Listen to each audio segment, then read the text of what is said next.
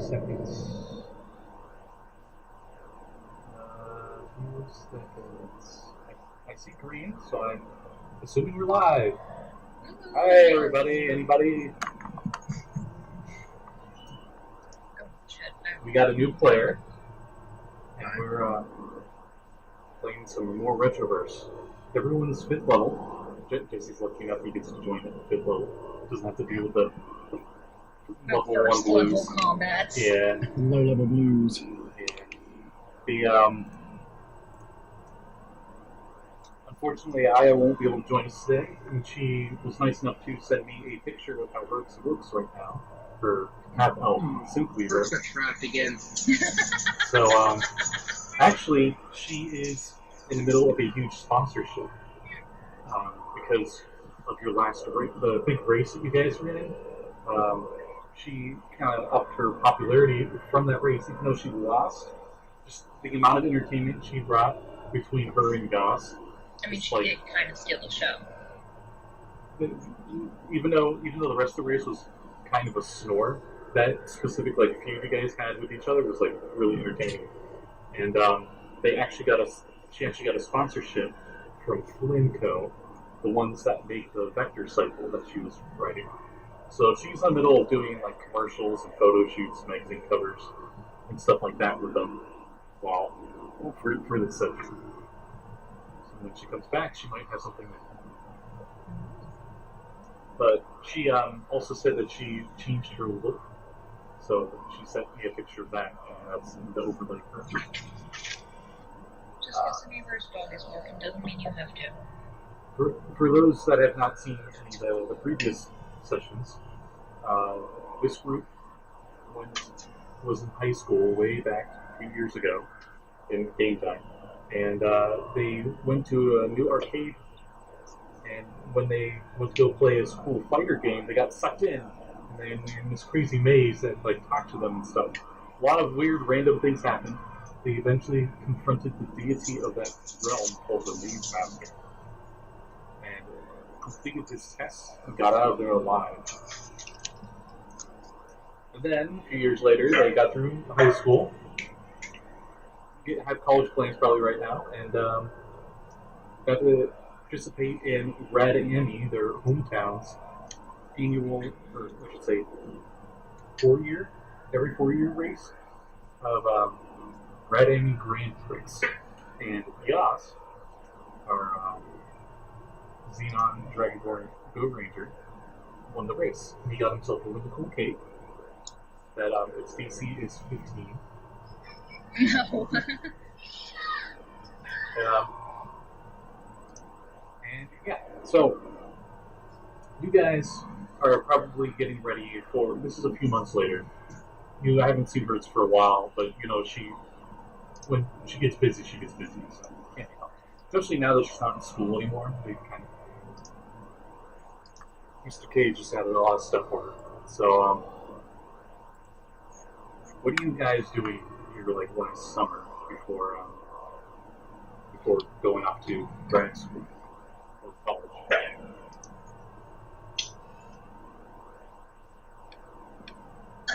Well, in her spare time, Visca typically spends a lot of time camping, that sort of thing, and just hiking around and everything. Mostly spending some time with her older brothers if they're back in town from college, because all her brothers are older than her, and also more academically inclined. Okay. Something to actually add on that, since you're outside of town. The town of Red Annie has beach on one side and mountains on the other. And there's this big mountain range that you pretty much blocks out the sun in the morning, but in the afternoon, that's when you beat your sun. The nearest mountain to you, which is the smallest in this mountain range, is Mount Nevsky, and your parents still probably live there. I'd assume it's you guys are part of the city, since it's been growing, is actually starting to come onto the side of that mountain because it's been expanding. But there are quite a few other different named mountains in the Dew Range. So, Yeah, she's basically just like doing some geocaching or just exploring, testing how well she's learned to not get lost in the wilderness. and what's Yas doing? I believe he had something specific he was doing with his going to the grid, right? Oh yeah, I upgraded myself. Reconnected spiritually. Got a few upgrades for Sir Barcelot, your Zord, your Wolf Zord. Place that as for the cheap. It take us long to download stuff. Yeah. Upgrade to Windows 10. Oh, while you're talking. Here's on 95. You move the wall charger to his mouth instead of his butt. Oh no, that's a good feature. No, that's funny. Okay. Yeah, Jesse. He has a robot sword that he has. It has a cell phone holder on its side, and the plug-in for like the phone charger's in its butt. Like you lift up the tail. The USB port in its butt. That works because, well, we'll get to that.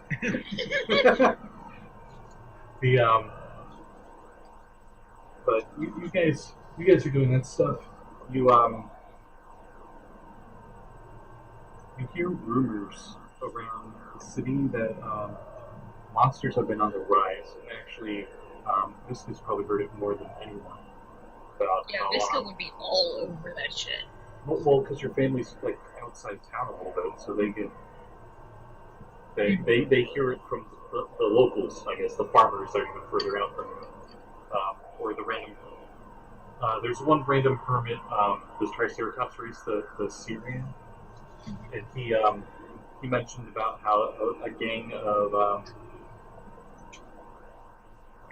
kobolds have showed up. Oh, what? Kobolds. Oh, okay.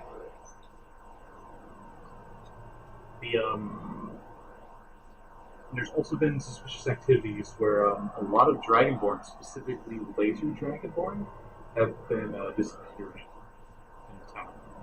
And they just seem to be. You're seeing them, right? Yeah. Jesse is one of those laser Dragonborn.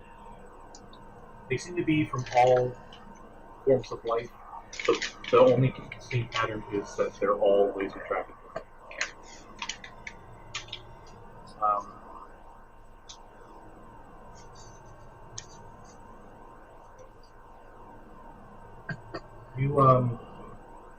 While you're connected to the grid, you sense a great disturbance just to the north, near Mount Nevsky. Apparently, there's a research station up there that has the same kind of technology as that as stuff you found when you were in the maze. But that chip you had. The chip you got from that Terminator from the future.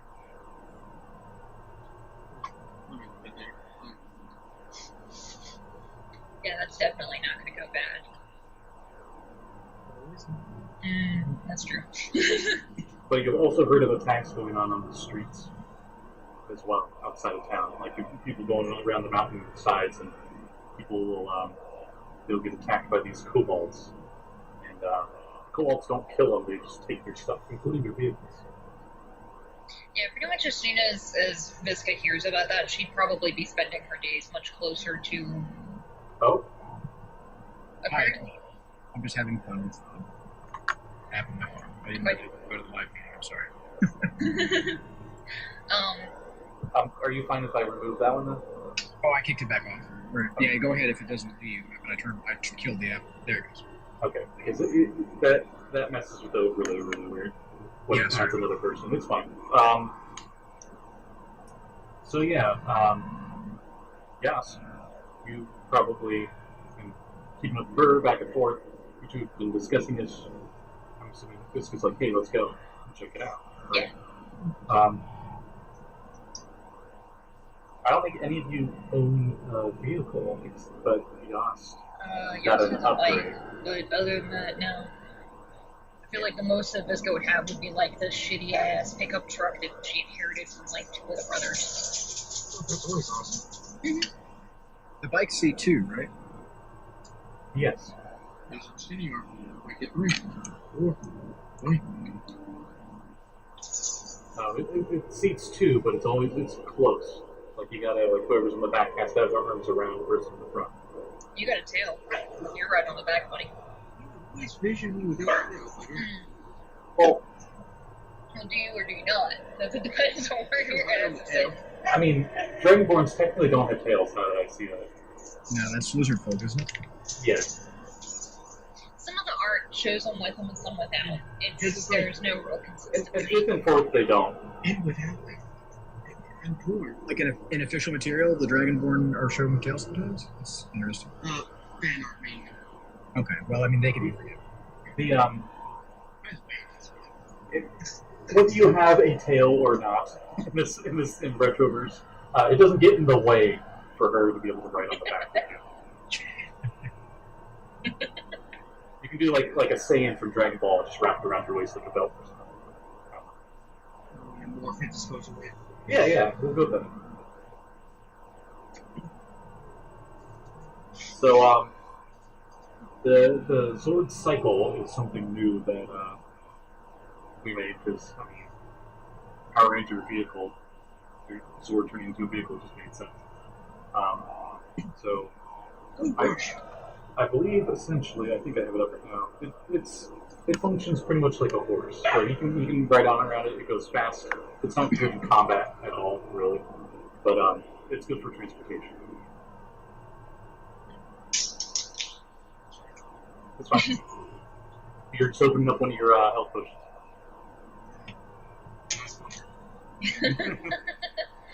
Which, damn, we'd actually make good money. So you hitch up and you get ready to go? Yeah. So, Visca will make sure she gets her fancy ass armor before we go anywhere near a fight. do you guys do anything else for either time? Well, I don't have any money.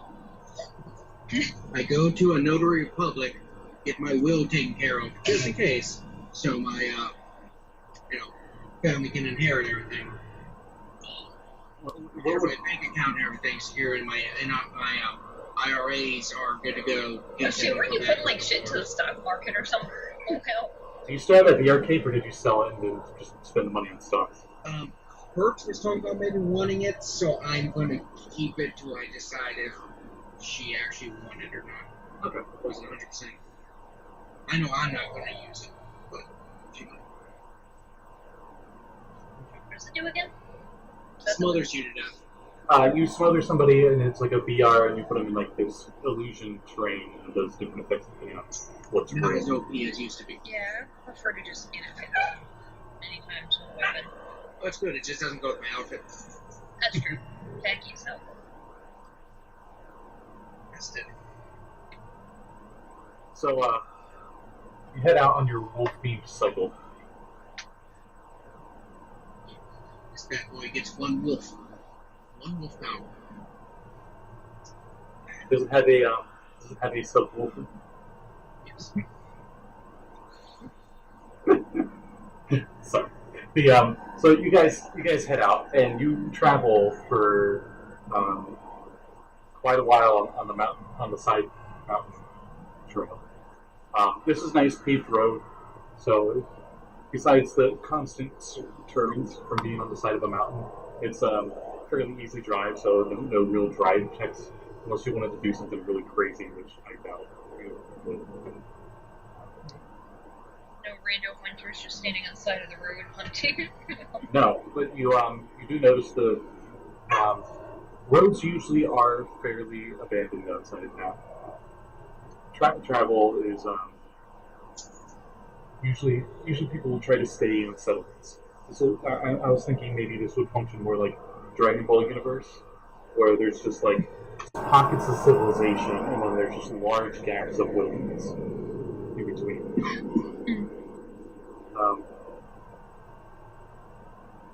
perception checks as you guys are zooming across the highway. Oh, that's really good. 17.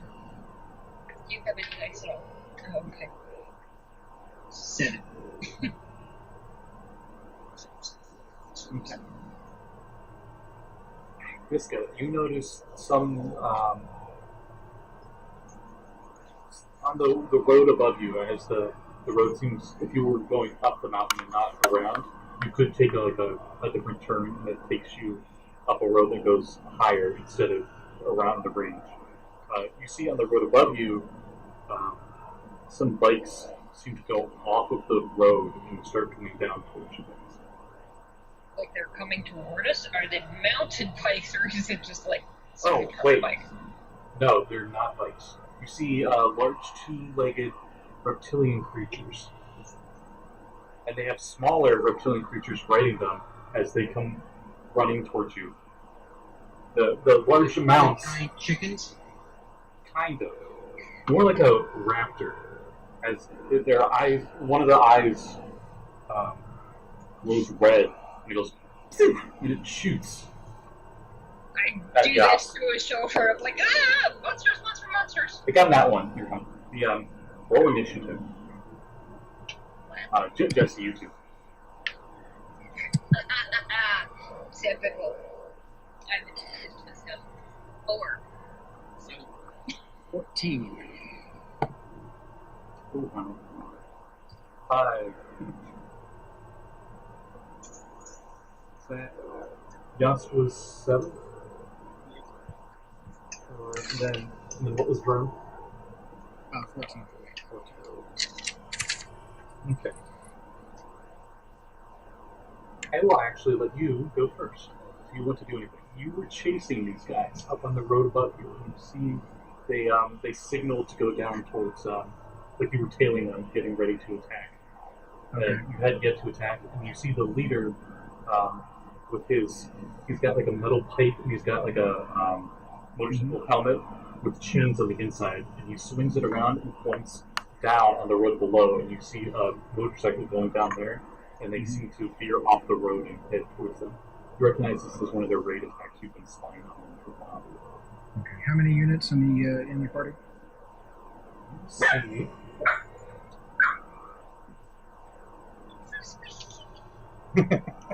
That's true. 4. Sounds like a big German Shepherd or something. No, he just thinks he's. All right, there's 4 of them. Yes. Okay. I'm going to. Have they identified me?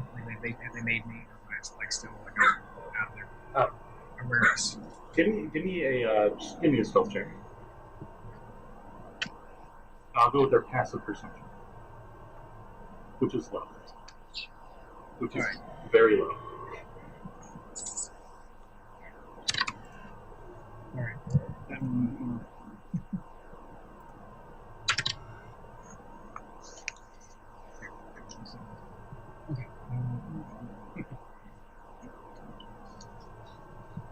17. Ooh, it's 17. Yeah, you did a good job sneaking up behind them. They have no idea you're here. So, me and my spiders are doing this kind of. We're going to do like a ninja maneuver here. We're going to sort of maneuver on separate sides and sort of stay within, kind of within eye shot, but not going to close with the enemy party just yet. We're going to tail them away a little closer first. How much travel speed do they, or can they get to them in one round, or? They seem to be moving as fast as that bike down there. Okay, so I forgot to mention, I should have assumed, you're in your Zord cycle chasing them on the road. But that takes like an action to knock out of that. Well, I mean, I had assumed I was like laying down up on the top of a hillside, got my macro zoom on my helmet. That works. They're like 120 feet away. Okay, well then that's fine. I guess I'll use that good stealth score and a dash action to close the half range.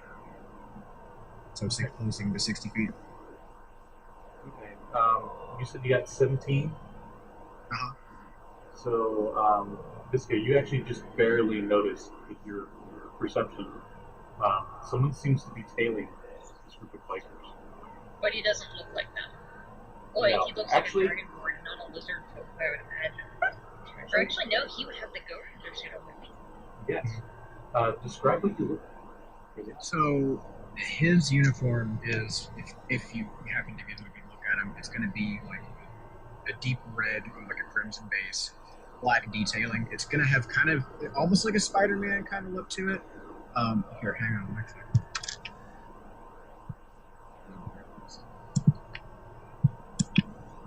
I'm just imagining somewhere between, like, Spider-Woman and Venom. It's Oh, cool. that. So there's the like the logo of a wolf's head in the abdomen, and like the front legs kind of like define his pecs, and his little back legs kind of go down like the sides of his abs. Okay. And then his helmet it's supposed to be kind of reminiscent of like a wolf spider head. I actually don't have it on this sheet right now. Shame on me. So it's going to be kind of big and almost like a predator style size-wise, and again kind of broad. And he's got like that big forward-facing laser dragon horn out the front. Nice. Oh, okay. So, that will be your turn then, because you had a dash. Good. Yeah. That makes you within 60 feet of the leader. Mhm. But you're within 30 feet of like two of them that are in the back. Okay, so if I'm running parallel to their movement, You were when you dash, and Right. the dash takes your action, so you won't be able to. no, do I that. understand that. I was just saying, as I was making sure that I was having my motion correctly understood. Yeah. That's right. Okay, that's me. Josh, you go. Okay, so how far are these guys from me?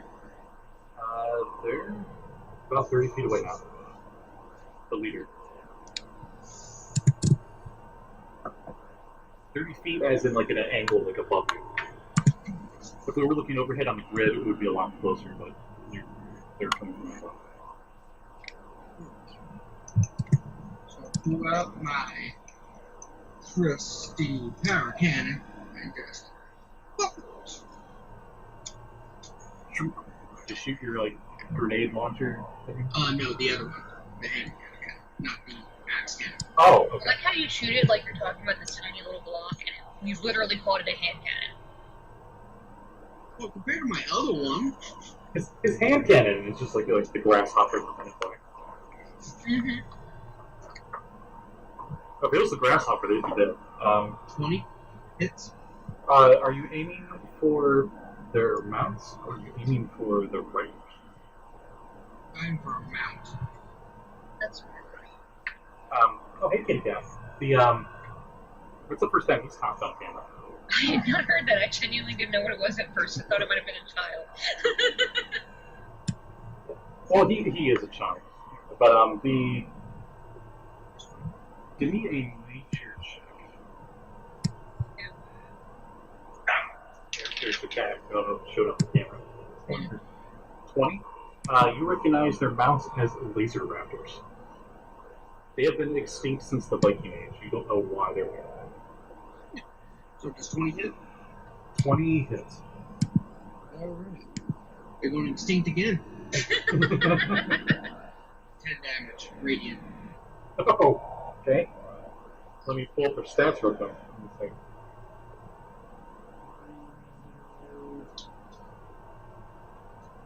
There we go. Okay. It's still standing. Well, still moving. But you got a pretty solid hit on it. I see a cat. Oh, you're not coming up on the overlay. I can just barely see him out of the corner of the camera.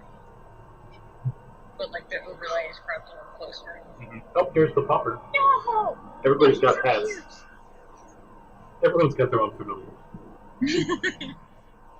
So, So, do you does it continue? really, like, Do you want to stop and engage, or just keep going? She's already reaching for her swords. Like, she's just holding on with her back legs and reaching back for the short swords. Right, so I will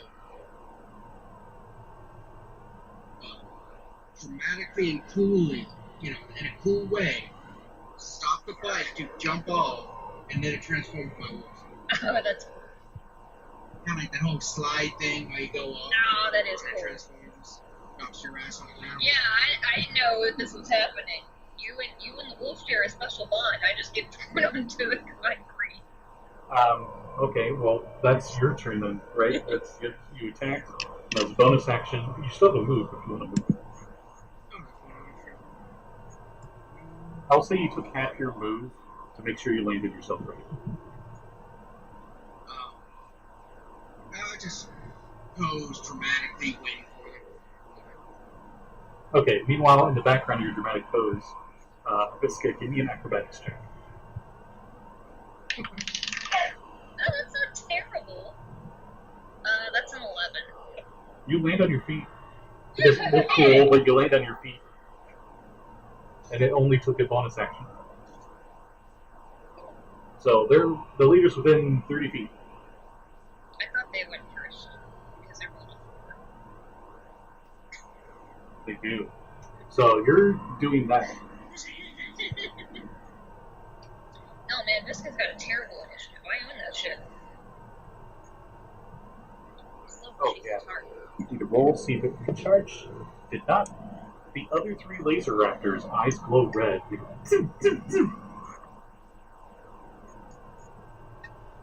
Two of them at Goss, for he was the driver.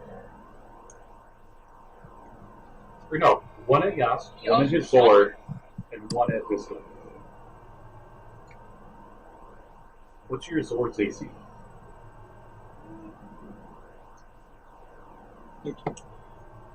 And of course they get on that 20. Can I heal a sword? I'll say you can. They're magic construct stuff. I'll say you can heal it. 19 in the second roll. It's not even with bonuses. So, Yas gets hit, his Zord gets hit, and a 15 on this one. You should have hit me with that 19. Yeah. So, your Zord takes 10 radiant damage.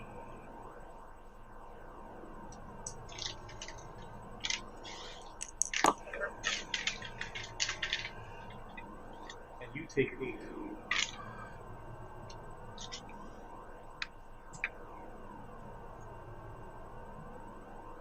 As they proceed to get all of them get within. You rolled. Wait. One of his abilities, he can It's called roll with it. It's Oh. like carry dodge. Oh yeah. Okay. So for the folks at home that don't have Retroverse, we should explain our abilities, I guess. That's true. So that ability is called roll with it. It's slightly, maybe better version of uncanny dodge, in that I can either take half damage, or if the creature's larger than me, large size bigger, I can take full damage and grapple, and I get a free grapple attack. Did not know that. Well, the raptors shot with their lasers as their attack, but they all moved in on Yas. So 2 of them will be on Yas, and 2 of them will be on Yas. The kobolds on their backs all seem to be they have some crazy leather gear that they seem to have patched up out of scraps. Some of them look like parts of vehicles as part of their armor, like a shoulder guard is like part of a hubcap. You see that they just have spare weapons, or spare props that they're using as weapons, such as crowbars, iron tires. One and the leader seems to have spiked chains. So, the leader with the spiked chains just goes to I don't know, spiked chain. Gosh, I don't even know how you're supposed to attack with that. You just throw it like a net. No, I think you just hit him in the face with a chain.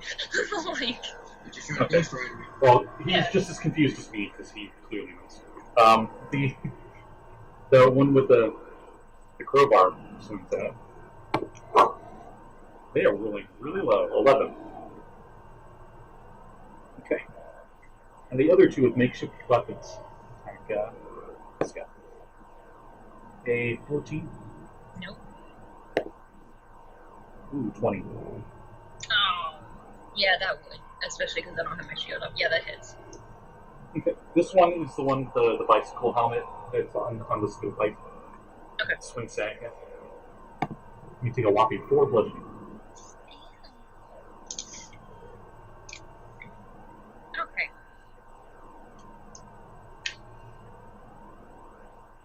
Here we go. Intercom. It's just like yellow text down below with brackets, and it says "Lapse Intercom." Mm-hmm. All right, now it's your turn, and you landed, and you're fine. Now it's your bonus action. Okay, so clarification question, because I almost never do it at the same time. This is controlling and activating my second set of arms. When you activate them by using a bonus action, you can control them as well as your normal arms. Does that mean that if I can activate them and also use them at the same time? You could, but if you want to switch your move action, the acrobatics to be your move action instead of bonus, then I'll allow it. Yeah, I'll probably do that then, yeah. Okay. And I'm gonna pull all 4 swords out and these, which, by the way, my character looks like a wolf lady. Except you can't see much of her except for the head because she is just covered in this gigantic black spiked armor. Shredder armor. Full plate, yeah, shredder armor. And the second set of glowing arms comes out and she draws all 4 of her swords and she's gonna go after 2 attacks on the thing that tried to attack Yost and then 2 on the ones, the mount, if that makes sense. So you're attacking the ones that are on Yost, not the ones that are on you.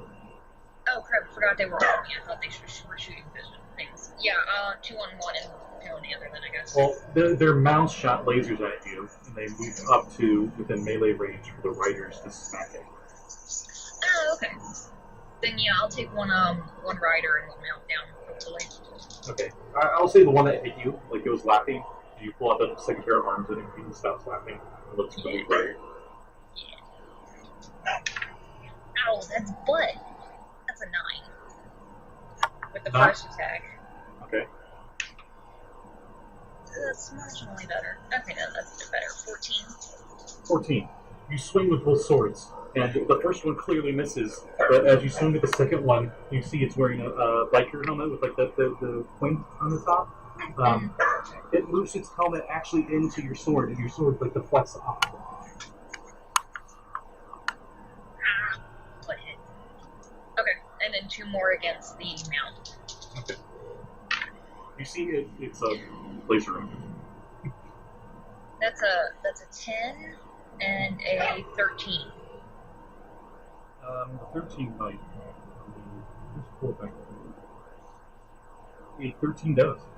Oh, thank God. I'll say this is the one that Yost shot as well. For a whopping 2 damage. Okay. Yeah. That's all I got. Yeah, I'm out. So we go right back around to round 2, where we have Jess's character, Vermithrax. Am I pronouncing that correctly? Vermithrax. Alright, so, Lycosa, my spider Zord, is stalking them on the other side now, right? So, kind of like an intermaneuver. Okay. Kind of refreshed my memory of where everybody ended up after they ended that round. I know They move forward, and right. I'll say they're within 100 feet of you and your Zord, because you have them like in the middle. So, I'm going to go ahead and have Lycosa try and use her stealth and move up to try and sneak up to where she can get within striking range, or within 5 feet if one of them happens to trip over her. And then I'll go ahead and roll for that now. Oh, hey! She's not able to join us, but she can be in chat. Oh, hi. 15 on her stealth check but I guess double her speed, and that's all she can really do. Okay.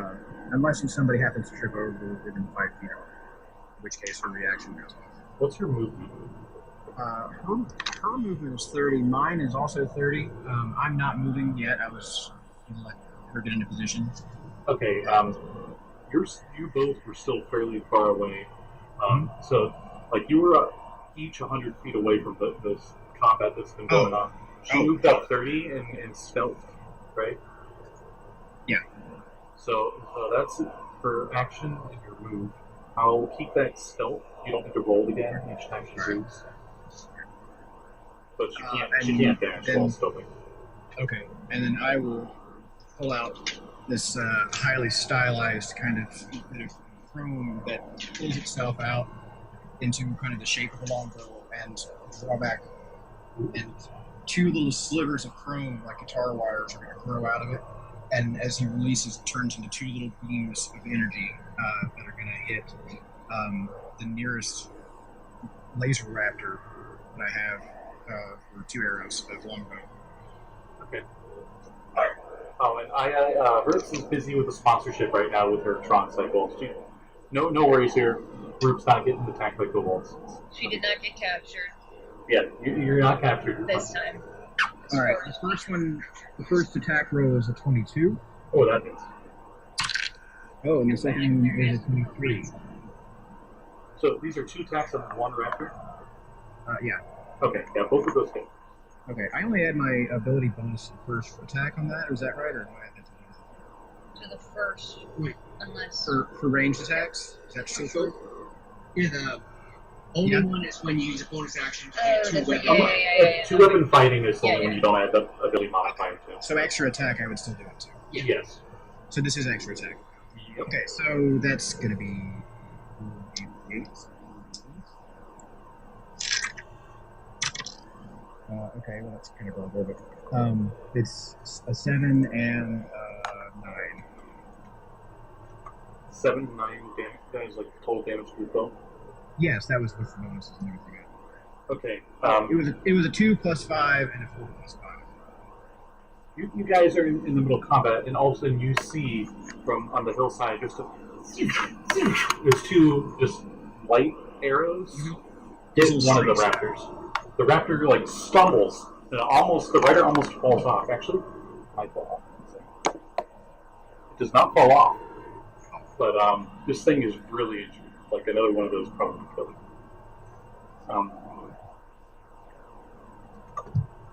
It's like I'm totally not in touch check right now.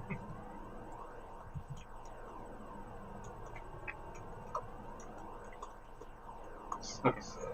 Sorry, I was responding to that. Is that everything you do in your turn? Well, I can finish my movement at whatever my speed, but I'm not able to stealthing. So it's gonna be like 30 something. I'm exposed now. Okay. So now both you and your spreader are within 70 feet of this combat.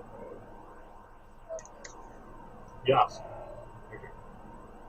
The raptor behind you is the one that got shot twice.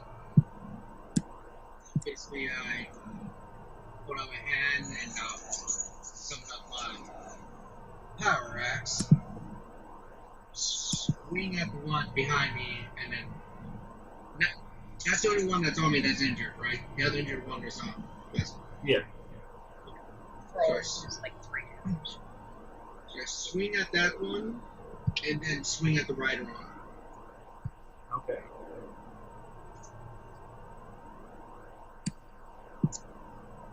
Miss.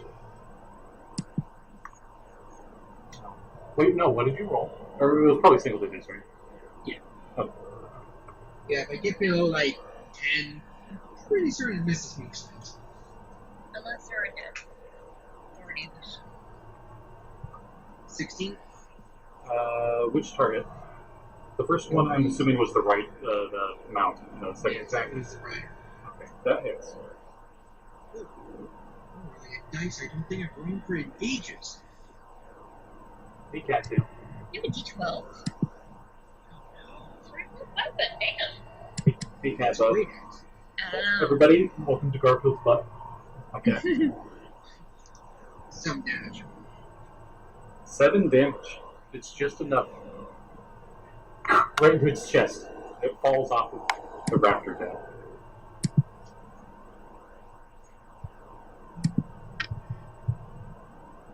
You've only heard of kobolds before. You've never seen kobolds. They're smaller than you thought.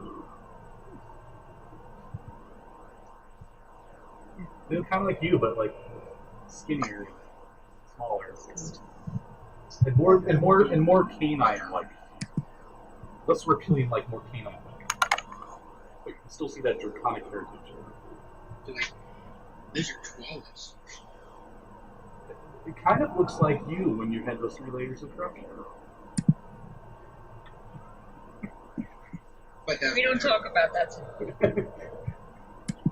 It was a strange time.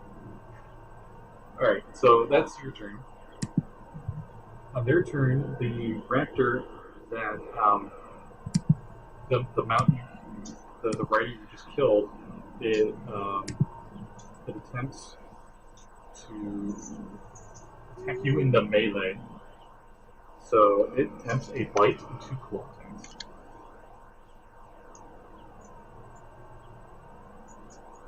As it seems to be in more of a fight or flight mode.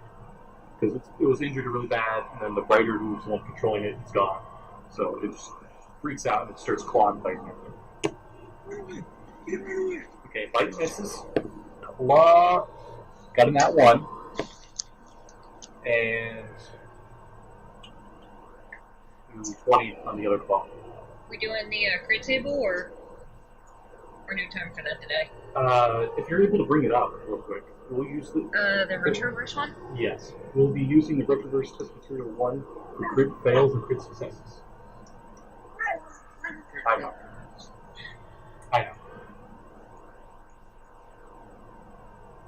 Success one's not bad. I mean, if you guys want me, I can pull that Xanathar one. It's cool, I got the Retroverse one Oh. here. Let's at least see how it works. That is Vermithrax's helmet right there. Yeah, that's how Vern's helmet was done. Ooh. That's a Yui Zabadias original right there. Yeah, Yeah, I the feel very artist, honored. the artist for Retroverse did that. There you go. That's right. So yeah. So it would be a D100, Scott. A D100? Okay. Yeah. Let me roll that. 67.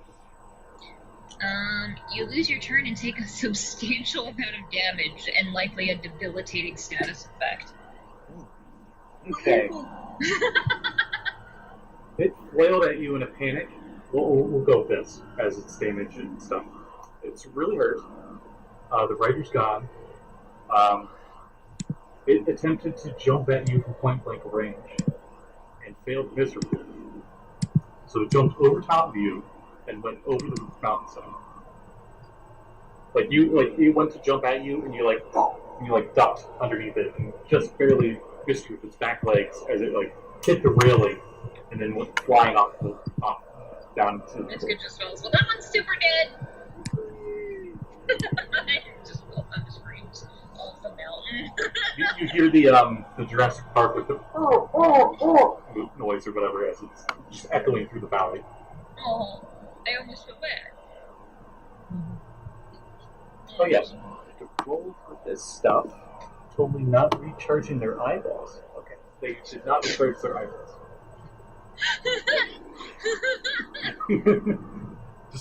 I just love the concept. They're just like a shake leg, so they're just like headbanging.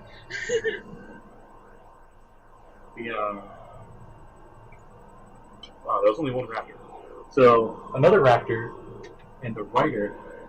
The rider spends his turn actually moving the raptor away from you.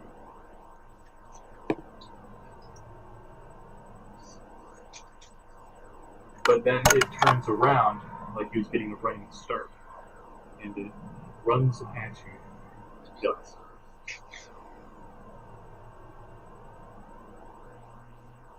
Okay. Claw attack. 14? Okay. So it didn't get to pounce on you, thank goodness, but it still gets a bite, which also misses. Cool. The kobold on its back. This one's the crowbar one because you killed the chain one. Tries to smack. 18. 18 miss. Damn. Okay. You do like one backflip. You probably do like one backflip and go like something. Very Power Ranger. It's like swinging crowbar at you, and like you have your arm to block, and it just like sparks, and you like to flip it off. See him. This guy, the two that are on you actually back off, and both of them try to charge at you. A 13, I'm pretty sure misses. No, that misses, yeah. Oh, and another 13. So, you luckily did not get pounced by either of them. Considering my AC is 18 right now. Wow, this D20 is in your favor. I've just been rolling like 3s and 4s. Like no tomorrow. The writer's turn. One of the writers pulls out, looks like a glass bottle that has a rag on it. It lights it and throws it at you. Yeah, I hear. I'm pretty sure 12 misses. Oh, yeah. Okay. This clearly misses you, but it does land and shatter, and you guys have like a little pool of fire. A few feet. And then the other one swoops you. 5 on the roll. Okay. That's all the creatures' turns. This guy, your turn. You can possibly do something. And there are 4 of these guys total? There are 3 now. Kobolds, 4 mounts? Okay. Because Yas killed the writer, and then the raptor pretty much killed itself. Accidentally. Yeah, she doesn't fear him enough to waste a spell on him. All 4 of my arms, I'll say all 4 of them against the one guy that I killed. Oh, you hear some crazy synthwave music play, and you gain height from remotely somewhere. Would not help me with that roll. I rolled 3 total, so no. But second hand, 16. A 16 on the football? Yeah. That is. And then that's your arms. Oh, okay, so that's a 15 and a 24. Are both of those on one of the kobolds? Yeah, I did all 4 attacks against one kobold because I wanted to kill it. Okay, 3 of them did. So, 2 hit? Roll me damage for 1 at a time. Okay. Yeah. So 2. Okay. And then 5. Okay, those first 2 attacks kill it. Oh, cool. Then I'm gonna aim the next one. Can I reach another kobold or? Yeah. Okay. So that's a 15 to hit that kobold. Okay, that just hit. For 5 damage. Okay. And I am out, and I'm actually going to my arms sheathe my weapons and they vanish. Okay. You get like a good diagonal shoulder strike on the first one, and then like one side that finishes it off, and then your third arm gets the other one in the gut, but it doesn't kill it. Okay. Yeah, that's all I got. And now we would just move closer to where Yost is. Okay. Vermithrax. You see that they've been, they're clearing them out fairly well. You're definitely helping though, but there are 2 kobolds and 3 laser raptors now.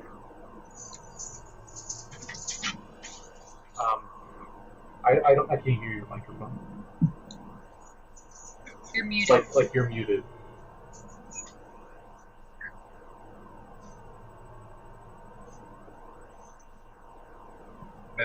Oh, yeah. Okay. I can hear you now. Right. So, what is the range from me and Lycosa to the action? Still 70 feet. So 70 feet? Yeah. Okay. Well, I'm going to go ahead and move my 30 and take another 2 shots. We have any laser raptors? We have a laser raptor system? 3 of them are untouched, actually. Oh, yeah. Okay. Well, then I'll pick the next nearest laser raptor. Yeah, you can easily see Visca's been going for the lizard folk rather than the mounts. Okay. I'll say you aim for the last laser raptor that's on the us. Alright. And Lycosa is going to advance double her speed and come out of hiding and basically just present herself as a target to the next nearest laser raptor. Okay. What does everybody see? Basically, you're looking at if I liken it to if Ghost in the Shell had the Tachikoma in the 80s instead. So it's going to be really tanky looking, very sort of industrial mechanical. But it's 8 legs and big, and it's got it looks like a big V8 kind of a motor-sized abdomen. Okay. And as it approaches the nearest laser raptor, it's going to rear up on its back legs and just right. Yeah, I'd be freaked out by that. Oh, yeah, cool. Yas, you immediately recognize it as a sword. Yeah, Visca's torn. Like, on one hand, she's like, oh, God. And then on the other hand, she's like, that's so cool. Visca, in the heat of the moment... You, so she's pretty aware that it's probably a friend. Yeah, So I need to roll for those barriers. in the heat of the moment for Visca, like, you can't really see this because you're in the middle of fighting other things. In the corner of your eye, maybe it looks like a beat-up hug to you, just for this brief moment. Alright, so the first arrow was a 9 on the attack. That misses. Okay, and the second one was a 16. That hits.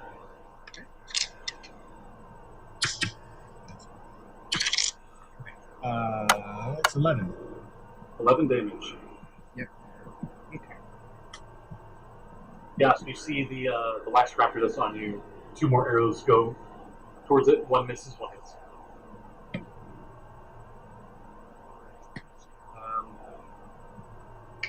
I guess it's your turn then. Let's see there. You moved, your spider moved, double moved, and then you attacked. So it is Yas' turn. Okay, so activate my Zord gun.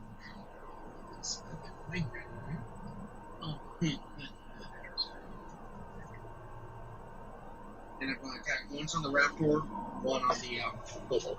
Okay.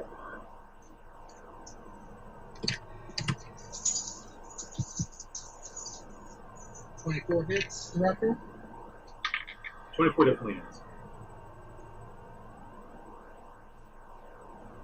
It hits. 21 hits the Kobold. Oh yeah, for sure. 8 to the Raptor. Okay, it's not looking so hot. 13 to the Kobold. Dead. So the only enemy left on you I wanted is to that raptor. ask him a question.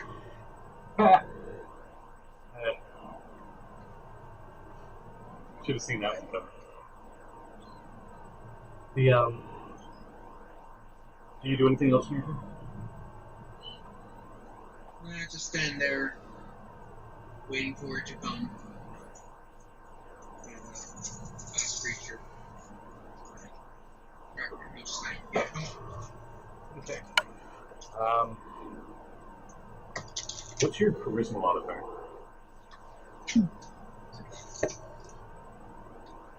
This laser raptor actually runs away, limps, and starts running the opposite direction with his leads. You didn't intimidate it, but it's really weak, and there's no one controlling it anymore. So it was also in fight or flight. But this one took flight instead of flight. Well, actually, the first one took flight too, but I mean that was a different kind of flight.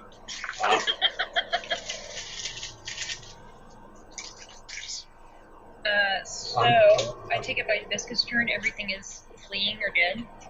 The 2 that are on you are still pretty much alive. Oh, okay, And, I just heard about the... I just realized I was missing out on something really, really important. They have pack tactics, don't they? Yeah, they do. So, kobold, raptor. Actually, let me re-roll the raptor's eyeballs. Nope, not recharged. They didn't take yeah, they didn't take any biting. I was 7. wondering, yes, I'm feeding frozen peas to the tulips. Hey, healthy snack. The 17 on the first strike and 11 on the second. Does not hit. Either of them? Nope. Cool. Raptors. AC 18 and full plate, man. I'm just going to roll all their attacks then. They're just a flurry of claws and teeth from these things. But they're not monks, so. Basically, there's some really badass, like, dodge/counter maneuvers as both Laseraptors and their riders are attacking her, and none of them hit. That was 8 attacks, by the way. I'm so badass. Except for first, our party has pretty high AC. Yeah. Yeah. Well, because we got fancy armor. Because, like, my armor was what before. It is viscous strength. Cool. I'm gonna attack him with my 2 regular armor. And I'm going for both attacks on 1 kobold. Okay. First attack. Oh, that's really good. That's a 24. Okay. Actually, you don't really need it for this one, but you would have advantage because that spider Zorb is flanking. Well, let's see if I roll it and get a crit. I did not. Okay. So that one takes 5 damage. Sorry, I had to do the math. I couldn't remember whether I got the gauntlets or the necklace to raise my con. Yeah, so 5 damage for the first one, and the second attack is an 18. These are to the raptors. I know, for the kobolds. Oh, okay. Yeah, both of those hit. Okay. The first strike kills the one you were ready to hit. Oh, okay, then I'll aim for another kobold if I can. Yep. And the second one deals 4. Okay. It's still alive. Cool. I wouldn't say it's bloody, but pretty much if you do any damage to it, it's bloody. So. Yeah, that's all I got. I ain't got no more things I can do. Okay. Retroverse.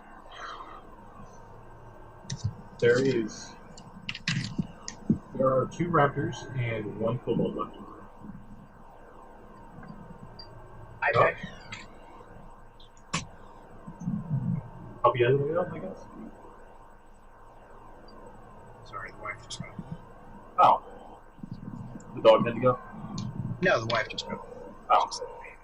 Okay. Well, there's 2 raptors and kobold left. Okay, so Kobold doesn't look so bad. okay, are any of them? Hello. Hello. I hear you. Okay. All right. Are any of them within 30 feet of Lycosa? Oh yeah, she's flanking with Visca. Okay, so the one that she's flanking with Visca, she's going to try and bite. So you're going to see a flurry of little legs, and then kind of like a rearing up and trying to sink her little fang in her. And that's going to be a 11 to hit. That first No, one is- that sorry, 13 to hit. Oh, okay, that hits. Cool. Okay. We're gonna do 10 piercing damage, and then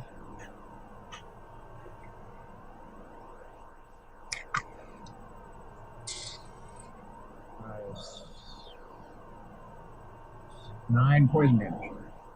Is this to the right or the This is raptor? well, whatever it was that you had her being flanked with. She's flanked with the raptor. She killed the raider. Right. So then, yes, it would be the raptor. Okay, it's still up, but barely. Okay. All right. And then Verm is positionally closer to that one or to something else. In the next move, you could be up to Dust, In the next move or in this move? or in this one. Okay. So in this move, if I I can close with Yost and whatever his target is. He's actually there is a laser. There's a wounded laser raptor running away. You could try to attack it while you move forward if you want. What's the range? As part of your move, you could like intercept it and attack. All right. So I'll go ahead and do that. I'll peel off and I'll get to that laser raptor. And as I'm moving, that shiny chrome bow thing is going to kind of melt and reform itself into like a warhammer. And on the end of it is going to be basically the butt end of a cyclocosmius spider, which it basically looks like Stormbringer, but with kind of a plug end on the end. In case you guys don't know what kind of spider that is, it's the really weird one that has like the abdomen that has like it looks like it got cut in half, but it actually wasn't. And the other arm is going to generate like a shield effect on his other arm. Okay. And as he closes with the laser raptor, he's going to you're going to hear it like kind of almost like over a PA, like he really wanted you to hear it. Stop! Hammer time! And he brings the hammer down on the top of the laser. It didn't have sound called shot, but trying to bring the hammer down on the laser raptor.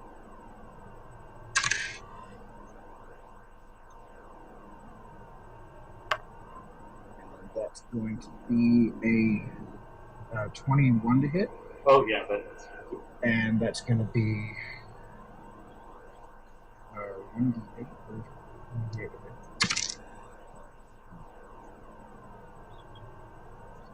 7 bludgeoning damage. Okay. Is he still standing? You hit it and it almost falls over. Okay. Break then, one of its legs, but it's still standing. Okay, then finally for my bonus action, I'm going to shield bash the laser raptor and attempt to put him on the ground. Do you have the shield master feat? I do, in feat. I do, in fact, have that feat. Okay, good. So that was something you could do in 3.5 normally, but you had to have a feat. This specific feat. I just wanted to be sure. All right, so it's a strength check or what is it, athletics check versus their athletics or acrobat, right? It's a grapple. Oh, I'm sorry, I'm thinking. Your shield bashing, right? So that's just attack, strength, and proficiency. Oh, okay. Then that's going to be 7 and 20 all day. Okay, you hit and it's dead. It had 1 HP. Oh, okay, great. If anybody was wondering what a cyclocosmia looks like, oh yeah, prepare for throws. Yeah, that's the ticket.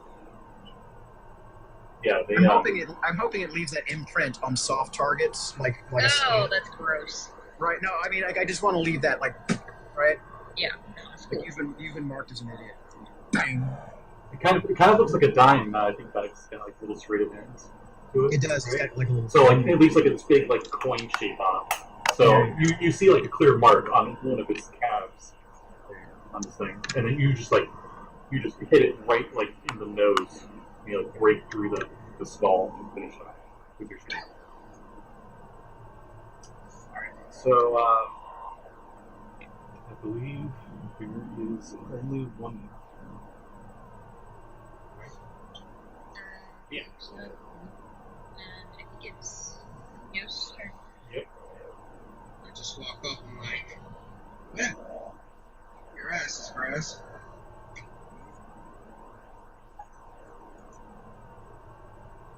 And it's right for the cold one.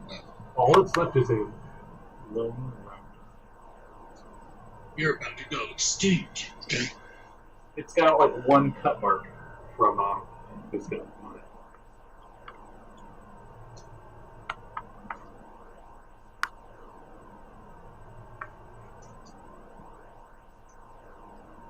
$13 on the first hit, That hits. then both hit. Cool.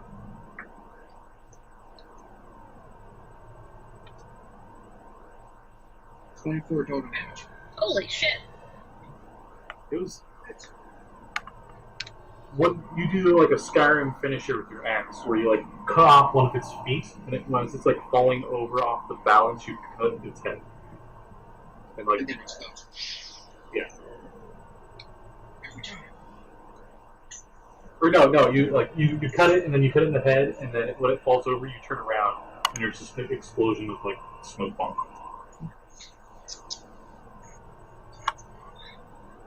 And it's purplish blue color.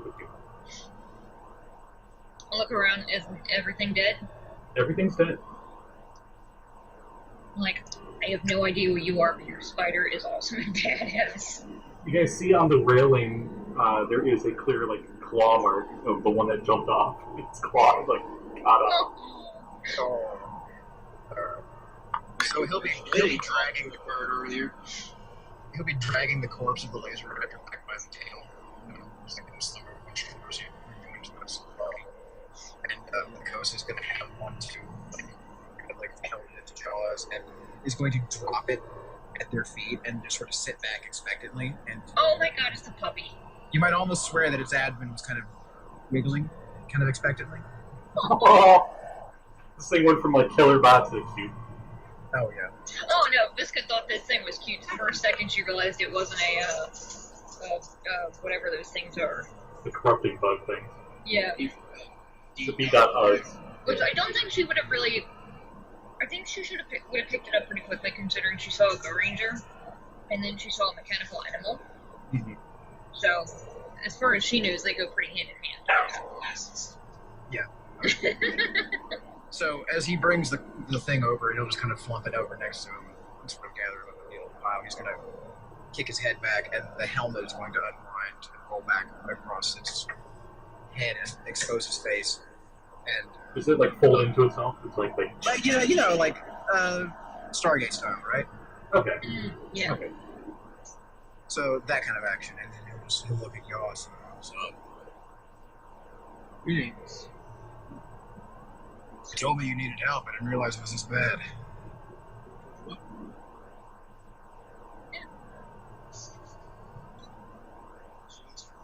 Yeah. Like, well, we came out looking because we heard that there was, kobolds were attacking the outlying, homes and everything, and we heard that there were quite a few laser dragonborn gone missing. Do you think they had anything to do with that? This is totally spoiling. I should have probably put a message to Jesse beforehand. But you know the laser dragonborn are missing because they're part of Group 20. And they're going to resurrect Randy.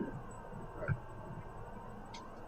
So some of the missing were my family, or at least my neighbors. And we need to get in there and shut this thing down before they can finish what they're planning to do. It's not good. Cool. Where's there? At the end of the mountain range, there is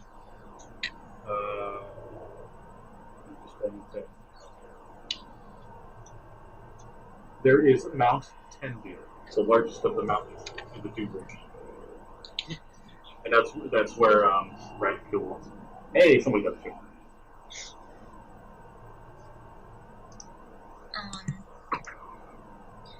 Is anybody hurt?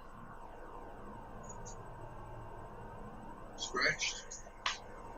Yeah, I'm not really worth enough to spend a spell on. Sir is a little injured. Huh? Sir is a little injured. Mark? Oh, yeah, did we determine whether or not I could heal him? Yeah, you can. Okay, then I will cast Cure Wounds on him. I'm just gonna do first level for now. We'll say like one of his armor plates got like bent and was like exposing the wirings on the inside. And he just seems unfazed because it's a robot, so he's just like cool. So he gains 5 hit points. You see the plate go like go back in place and so.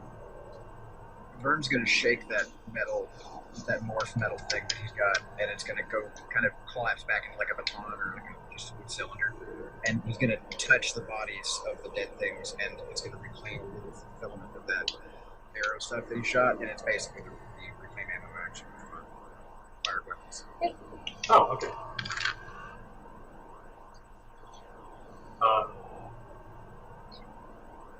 As you guys have let the dust settle a little bit off of this, you all start to feel a rumble, like a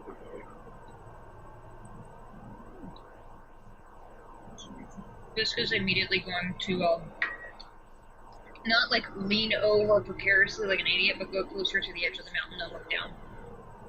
Okay. Looking down, you're like about 500 feet up or something from the base of the mountain, but you would stop falling well before them because it's not a straight dead drop. No, yeah. But you can see Radami down below, and the sun is to your back as you're looking out towards the coastline. You don't see anything going on in the city, but as you look across there, all of a sudden the light seems to go dark. The sun goes out for just a moment. Yeah, she's gonna turn around. As she turns around and the rest of you go to look where she's looking, you see the sun is completely blocked out, as it seems like one of the mountains up ahead got up and started flying. You hear a thunderous roar. Since everyone knows Draconic, you hear in Draconic, in the very old tongue, I live. Well, shit. Would we know that kobolds occasionally serve dragons? Yeah. But there haven't been any dragons around for at least 10,000 years. Well, now we know why the kobolds were here. You can give me a history check. Sure. Jesse's going to automatically succeed on this because it is his family heritage. Natural 20. So 22. That's a 7. Okay, you probably grew up hearing this like bedtime stories for multiple bad stories about blood murder. I mean, hey, that's fairy tales. For you, they were bedtime stories. For everyone else, it'd be like a horror story. Yeah. Like I said, Brothers Grimm, man. Yeah, they're pretty fucked up. Grim.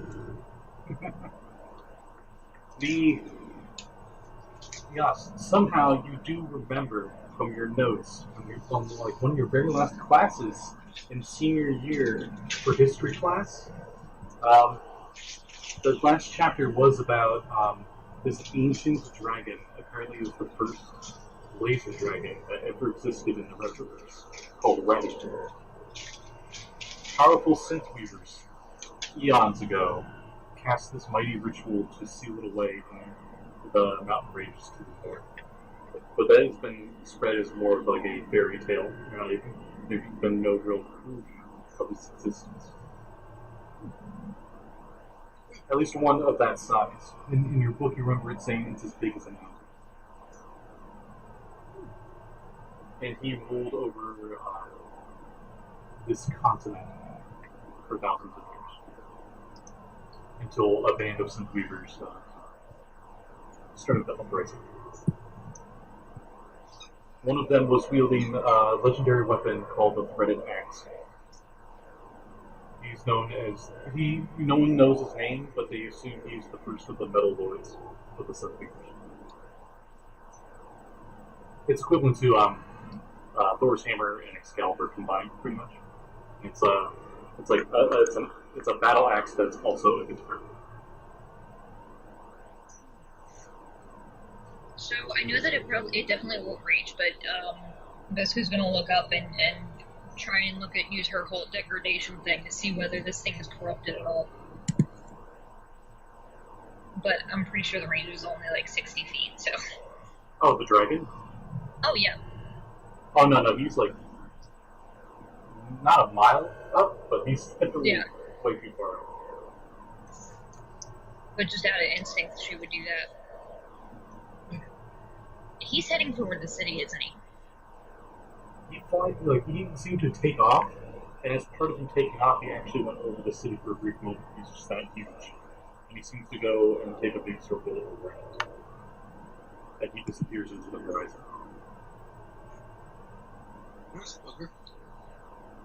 Yeah. I wonder if we should get back and warn the city. I'm sure they noticed. That's fair. I wonder if we could find its lair. Vermin Threats, you know that your family was going to wake him up apparently they found a way of waking him up. And they went to the mountains in the north. And they're the cult of the singeing laser. Yeah. I mean, I hate it, but and they believe that laser dragons are like classic cult stuff. Laser dragons are pretty much gods. He is the elder god of your people. we're the best, right? All right. You are blessed to have some of that heritage within you, that kind of thing. Everything else, including other dragonborn, are inferior. It should be treated as slaves. Obviously, you don't feel that way. Well, no. That was the thing, is we didn't really cover what was going on during Worm's summer vacation. But he spent much of it when he wasn't working in his parents' Rockbuster video. He was doing delinquent evil things like hiding out in alleyways and shaking down cut purses, giving the money back. And he got real about it and joined the henchman. But the only way to be able to defeat them would be either performing that ritual that was done by the ancient Synthweavers eons ago, or actually slaying them. But you're not sure where anyone would even be capable of doing it in Retroverse, and you're not sure where his lair is. He was sealed away in Mount Tendu. Or not Mount Tendu. Sorry, you guys are on. Would those stories have included such tidbits as how many Synthweavers it took to lock him in? Yeah, a few hundred. A few hundred. So Probably probably not an effort we could reasonably muster. Most stories, but since I guess Yasuo did this too because he had a high enough PC in the history. Most texts just say the hundreds of the best Synthweavers in that time, but in more detailed text it says around 300 level 20 Synthweavers, all performing a ritual that took them off. Well, we're dead. Our options are an impossible thing or a slightly less impossible thing. But Dio Diver was their leader. Everyone knows who Dio Diver is. I imagine while they're talking about all this cool backstory, this is going around and checking the pockets of all the lizard folk. Okay. Yeah. Ooh, okay. You find... Because it's the most helpful thing she can think of right now, because she can't heal anybody. Nobody's hurt. You find kobold-sized leather jackets. Cool. Wasteland armor. Wasteland what? Armor. Cool. The straps are easily adjustable, so you guys could wear them. You just would have to, not as close of a notch on the belt. Why would we? Yeah, I don't know why you would, but just hypothetically. And a bunch of improvised weapons. You find on that one had 2 more Molotovs. Take the Molotovs. And a lighter to go with them. 2 Molotovs, the rest of a it- tire iron, a steel pipe, spiked chains, a bat with nails in it. I forgot to mention that. I'm just imagining those cartoons where somebody reaches into their pocket and they're just throwing golf clubs and frying pans. And it's Visca, she's just going through these guys sucked. No wonder they were so easy to kill. You see on the back of their jackets they have it appears to be some kind of weird demon, blue-skinned demon-like creature's face on the back, and it has its canines seem to curve outwards to the sides. Because it seems to be an open mouth smirk. Stitched on the back of their jackets. I'm not holding on. Does that look familiar to you two? You guys can give me Arcana checks on that creature. Yeah. 8.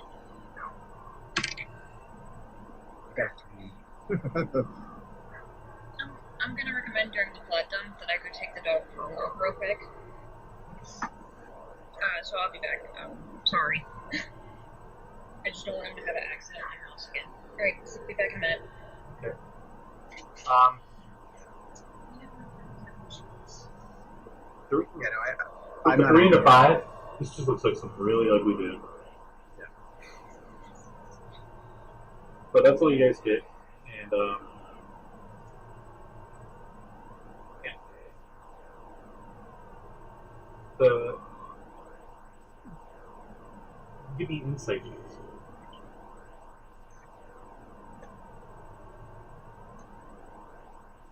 That's our 20, which means it's a 19.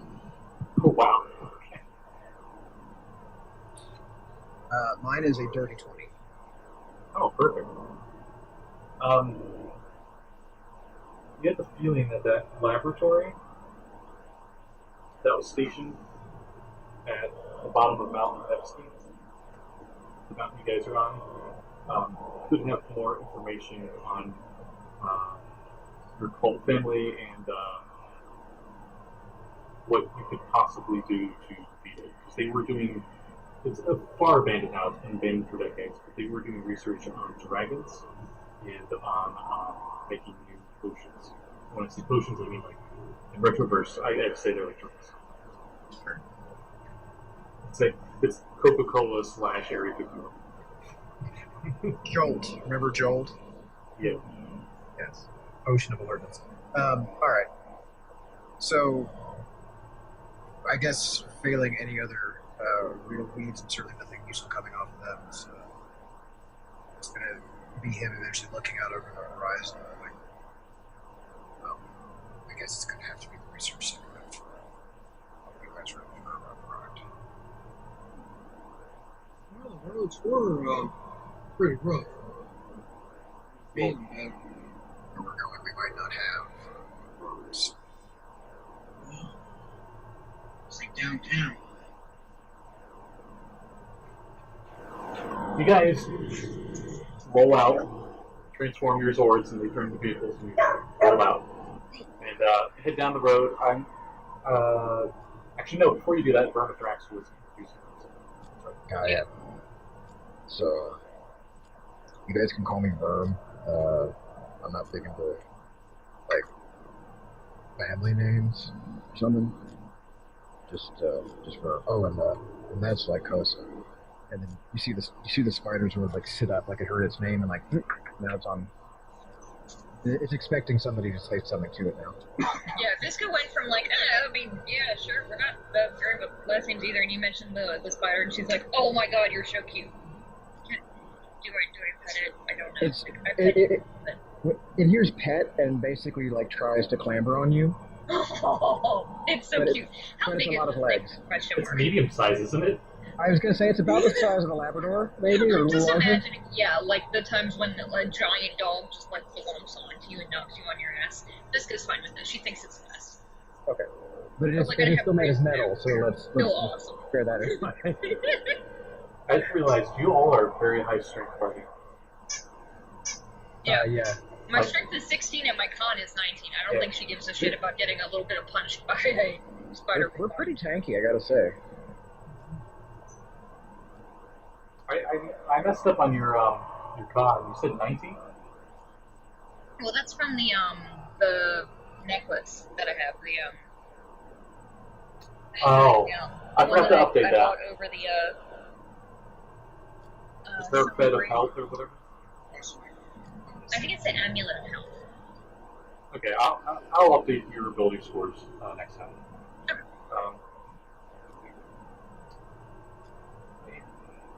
So you got a robot spider on you. Yeah, Yeah. she's fine with this. Okay. So you might feel a little bit of like staticky tingling as it basically like rubs its head up on your face. So it's kind of the equivalent of like doggy kisses, but That's just like a little thing. All right. Get down. We gotta go. So I'm like, kind of like trying to pull him. How far away is this place?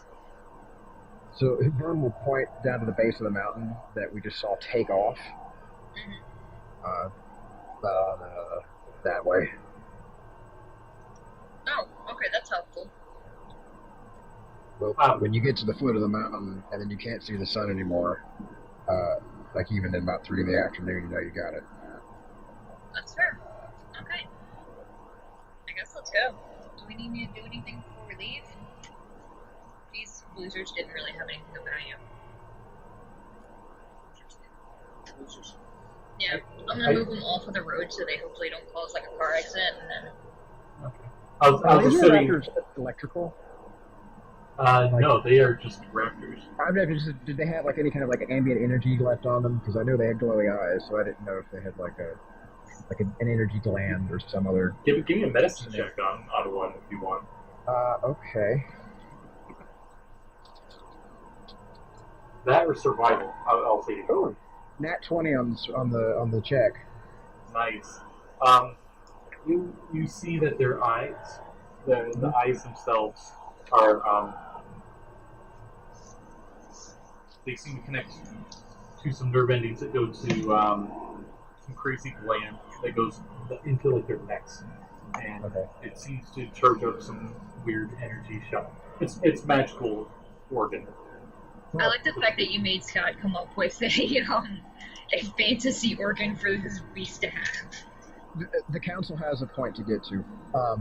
Lycosa is going to be sniffing around and basically sink her fangs into the little energy gland area and try and siphon that power off if she's able, just as her little feeding behavior.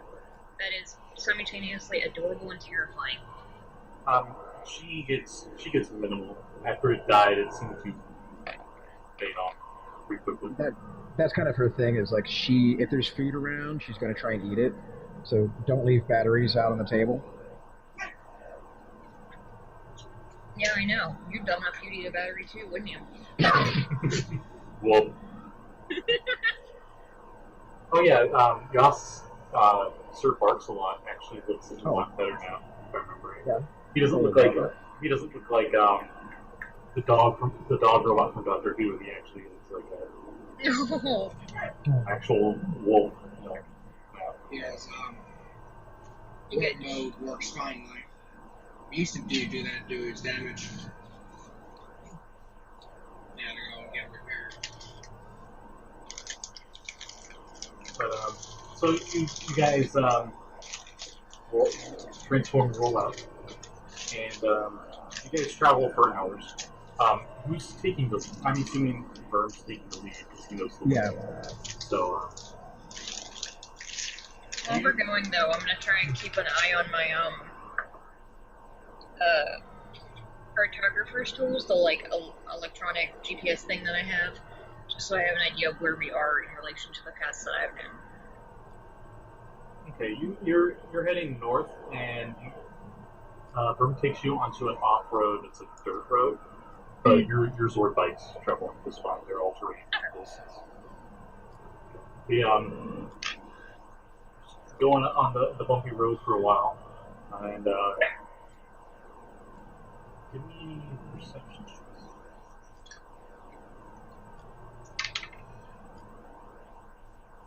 7. 8.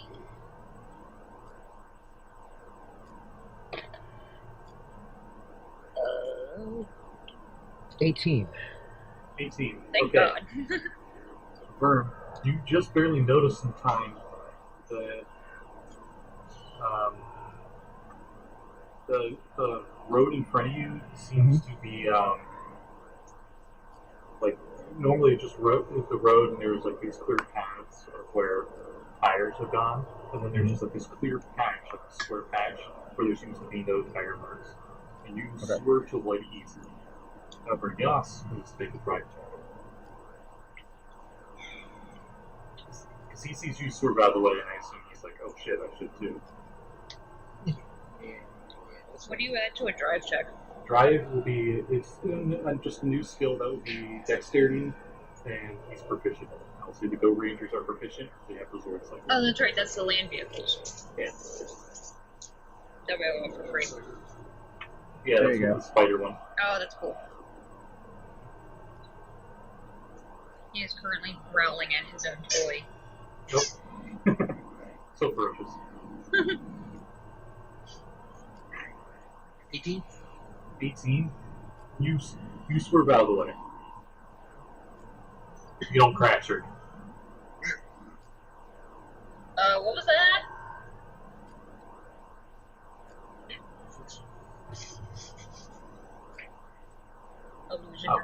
gophers. Flat patch gophers. Vern, you're the only one that actually saw this. You just moved on. So, what was it exactly that it? I mean, you said it was just like It's a weird patch of ground that looks like it's been untouched compared to the rest of the ground. So, like, my first instinct is thinking pit trap.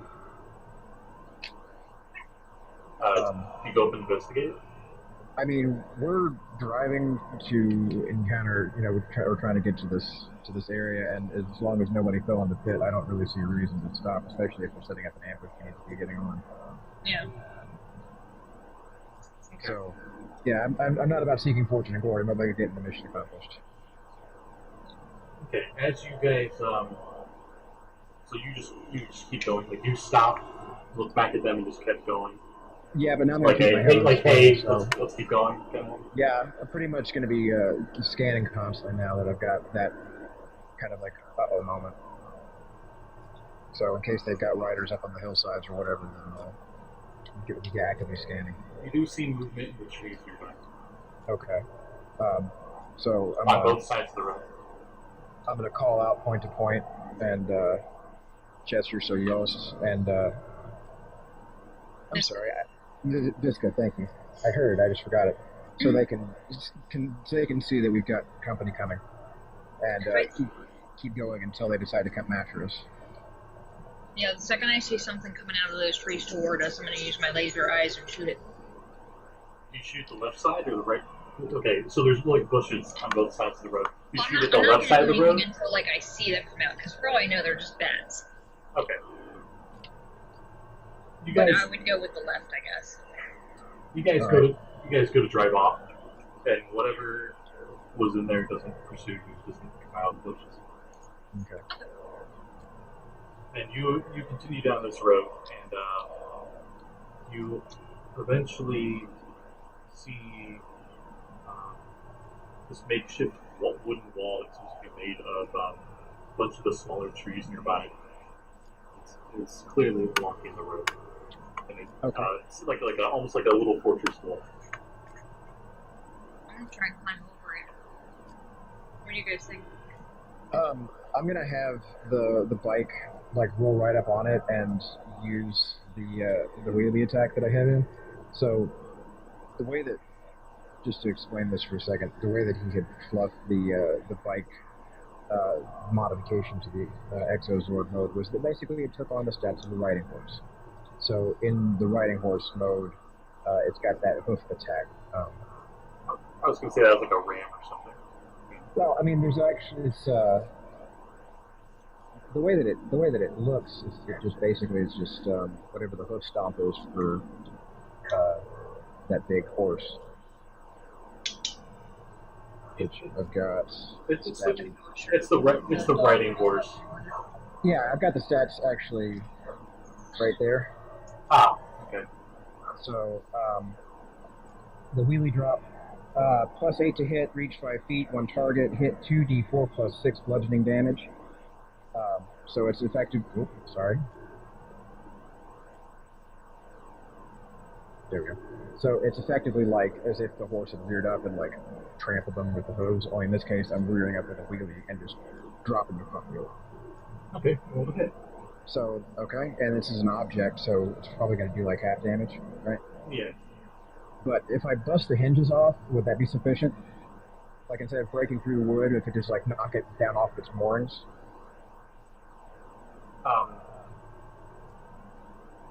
There's no clear discerned like weak spot, so to speak. It's a crude wall, so this will probably do it. It's going to be a 14 to hit. Okay, that breaks through its AC. Okay, groovy. And let me find my caltrops here. I had to relocate. Alright, here we go. And that's going to be 4 plus 1 plus 6, 5, 11 bludgeoning damage. Okay. You crash through it. As you crash through it, you see on the other side, there seems to be a little makeshift village that has been made. And they have the dirt road be in the middle part of this little village. you see kobolds everywhere. You see they seem to have like a biker saloon there, and it seems to be the main building. And one of the kobolds looked like it was just walking out, and it clearly was alerted and was like as you were bursting through, because it was like it heard it crashing down before you. And it runs into the saloon, and the doors just like. All right. So at this point, I think maybe we should dismount and post up and see if we can avoid getting completely massacred in town. You see in the front of the saloon, tied up, are a bunch of laser raptors. They got their harnesses tied. All right. Do these have any identifying marks that might tie them back to the ambush party that we encountered already? The kobold that ran in was wearing a leather jacket, but you couldn't really see what was on the back of it. But it's safe to assume it's from the same crew. You think so? All right. We didn't happen to carry any spoil after those guys, did we? We didn't bring home any trophies. Nobody kept those kobold jackets, right? Not that we would have no use for them. They they're wouldn't too even small. fit us. You could put it on a teddy bear. It'd be cute. Oh, yeah. All right. So. Oh, didn't you say you were going to take one for your little brothers? Yeah, I could take them. There you go. Okay, you got one. Okay. So I'm going to look back over my shoulder at the other two, and I just say, are we going to try and go through the easy way or the hard way?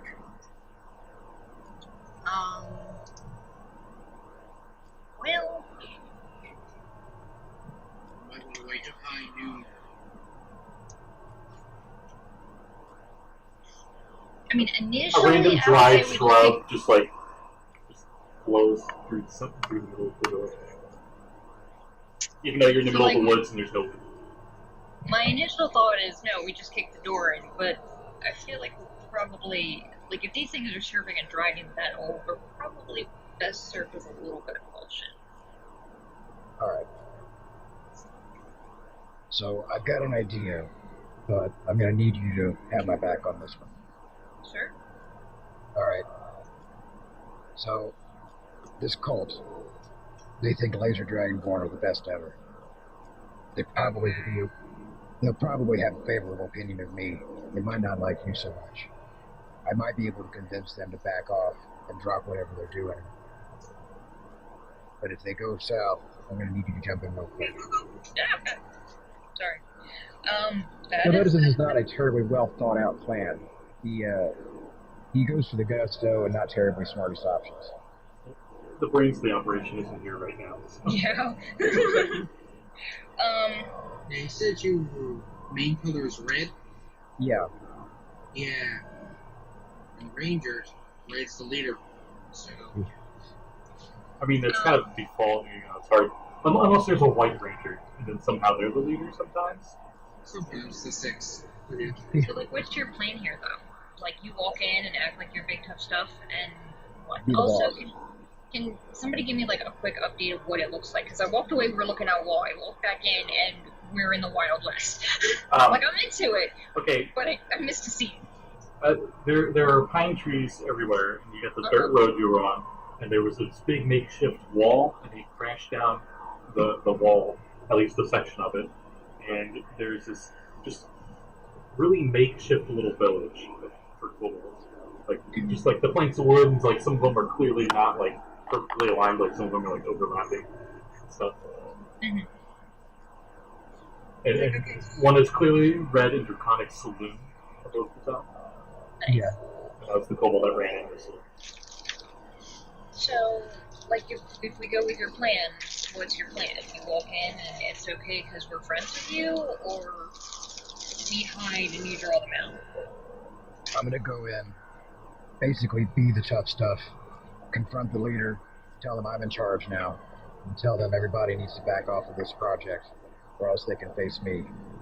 Yeah, that's definitely gonna work. Well, we'll see how I fit in the wall. I like to think laser dragons' horns glow differently depending on their mood. If you're really revved up or something, it glows more or something. Their eyes are luminescent, and they have 4 of them. So Yeah. it's going to be kind of like a Unit 2 thing. Pay for eyes. Okay. So, in case you were show up, make the leader feel like an asshole if thing doesn't work. I would suggest we find out how many people are in there. Yeah, that I have 2 Molotov cocktails now. So, things go poorly, we figure out where they're grouped, I chuck some bombs, and then we beat the hell out of them. Also, maybe wait, I have a spell that could be really useful. But we all need to be like within 30 feet of each other. Okay. As you guys are discussing this with the wall torn down, you see a younger kobold, and it seems to be carrying too much wood. It's like a child one, so it's like even smaller than normal. And like the sticks like overlap its face, so it doesn't see you guys at first. But you guys are talking, and as you're talking, like it's in the background, like struggling, moving across the village, and then it as it's passing you, it actually does see you in the corner of his eye, and it's like, yes, run away! And it puts its hands up, and the sticks drop everywhere, and it just like runs off the arms in the air. No. That's fair. This one isn't wearing armor or anything, it's clearly a child. No. But now it just got complicated. I mean, plan still works. We walk in, tell them, hey, we're here. If you don't listen, then we kick your ass. And when they don't listen, we kick their ass. That's it. I mean... Alright. You did not get the subtle end of the party. Like, No. we have another friend, but like, she's all doing, I don't know, commercials or shit. She's less violently subtle, if that makes any sense. That's fine. That's the one, yeah. She also does like those illusions and stuff. Alright. So, having talked to you guys, I'm gonna basically saunter up to the saloon, and you can see he's kind of got like this posture thing going on. He's definitely presenting at this point. And he's gonna kind of throw open the doors and basically fill the frame. Just to give you an idea, he's 6'8". Good fucking god. So, Okay, yeah, right. As you're moving into town, give me a perception check. Okay. And we're going right behind him, right? Okay, 22. You go to take a step forward, and you realize there's a tripwire right in front of you. Oh, You shit. look up, and you see that there is a log that has been tied up to swing down. You see in the middle of the street is another one of those pitfall traps with your perception. You see above the saloon there seems to be some contraption that's into the roof that looks like it will drop down if you don't do it right. Oh, it's a bucket of water? And you see other various traps everywhere in here. Okay. So it's going to be a very carefully picked saunter. Like you do the Hollywood thing where like the tripwire's here and your foot's like, yeah, and you just like move back. The predator action, right? Yeah. Exactly. Question. We have not taken a short rest, have we? How long has it been? I don't know. It's been a few hours. But you were driving the whole time, so you realize that even though 2 kobolds have spotted your party, you now know why they haven't pursued you. Because it's basically a fun house of doom in here. God damn it. I really wish we had thought to take a short rest. Okay. Well, if we're still alive after this one. I mean, Alright. So, picking my way through here. Go ahead. Okay. Since you spotted them all, in 5th edition there's no real check for, once you spot it, you pretty much can just easily avoid it unless it's like you have to open the door. And then if you want to disarm it, it's a investigation check if you want to disarm it. Okay. So, But investigation, I think you need not my tools problems. for that. I don't think I want to try that. Hell, can't we just shoot it and walk past it when it triggers? Mm-hmm. Yeah. Yeah, Iska's gonna stand out of the way and see if she can cut this wire. Roll ahead.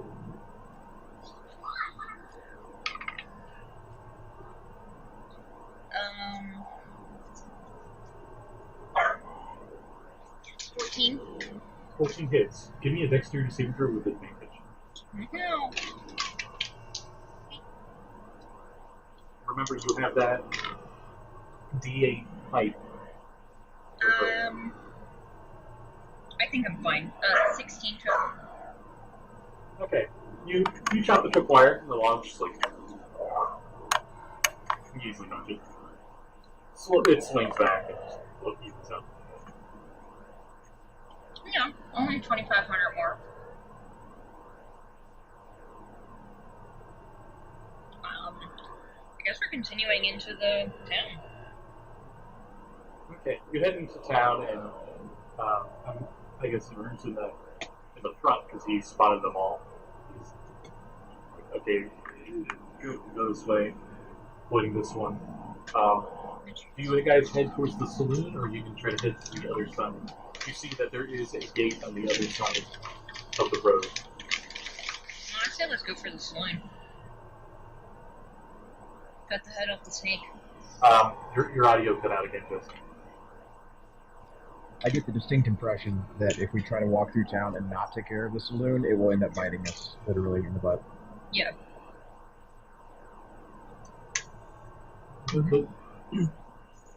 I like to think you're a robot spider. Anytime you see a bite, he gets excited. It's like little mandibles start going. Yeah, exactly. Right. Bite? Clerks up. So, making our way into the saloon area now. Okay, you guys avoid a pit trap. There seems to have been a pressure plate. You're not sure to what dirt was covering it. You get to the saloon door, and there's a very thin wire that's like right at your eye level. Okay, so with that one, I'm going to take my little morphy tool and have it extend out to the warhammer shape, and basically stand off to one side of the door and pull the wire with the head of it. Okay, you see clearly that it's tied to like a crossbow that's pointing downwards. Right. So standing off to one side would be a smart idea then. Yeah. Okay. So that. Okay. So, and then proceeding into the. And I'm kind of going for that, like filling out the door frame, blotting out the sun kind of thing, and getting a fix on where everybody is in the room. As you guys were approaching the saloon, you could hear some like old school rock and roll music playing inside the saloon. And as you enter, it gets significantly louder, and you see there's a jukebox in the corner. There are a bunch of kobolds here. They're at tables. Some of them are playing card games. There's one that's a bartender, and you see this really huge hulking figure at the bar. Most of the kobolds, or all of the kobolds, are keep a clear distance from him, but he definitely looks like he's the one in charge. He has these big shoulder plate armor on, that has like spikes on it. You see he has one of these jackets as well, and it has that blue face on the back. Is this guy still medium or small size? Like a kobolds are small size. He is bigger than them. He's as big as you guys. He looks pretty strong. But he's still kobold, right? No. Oh, okay. He looks quite humanoid. Okay. He is wearing.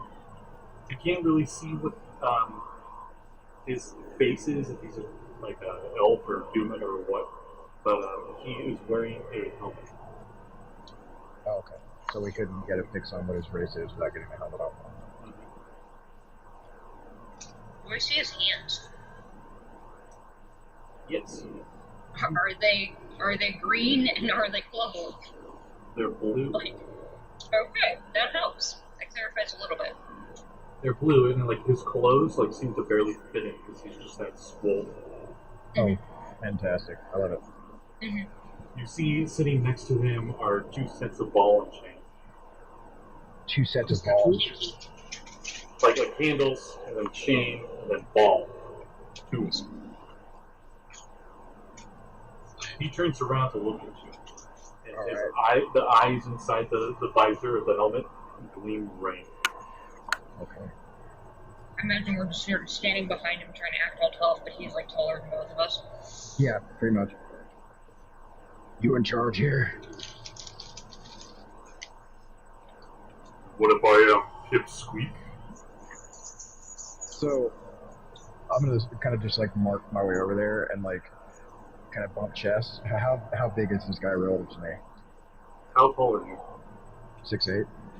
He's an inch taller than you. Nice. Holy shit! Is that with the horn? Oh, that's not counting your horn. Right. So like For the first time in our life, Visca feels short. sticking out over the head of somebody. Right. He looks as strong as you. Cool. It hurts to feel like a little baby. All right. So he's gonna. Not he's real close. You can smell his bad breath coming through the helmet.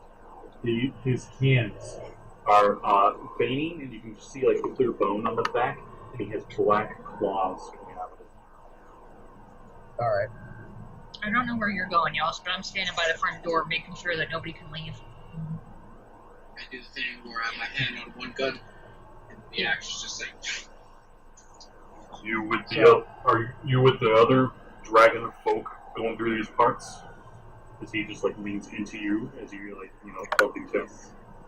I don't know. Are you with that raider party that we just wiped out back there? You He's mean gonna kind of like go snout to the helmet, and it's gonna go just tink. okay? Says you've been messing with my boys. They were messing with mine first.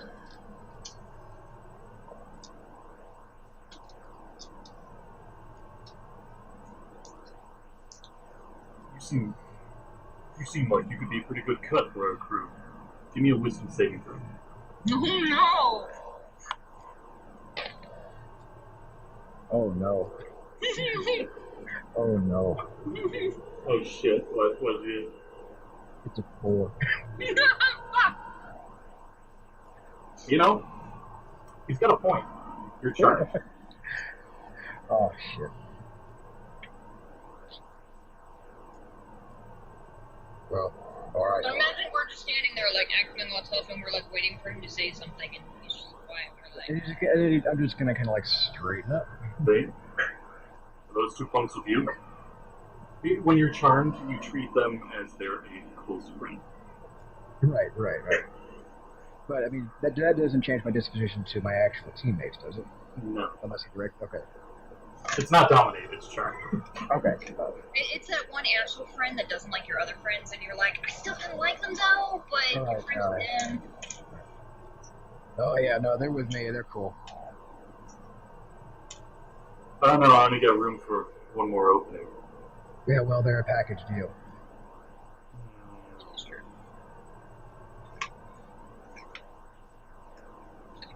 I wrote it. Like, check to see if I realize that this isn't an act. Yeah. I understand if I would get disadvantaged because I did not expect this.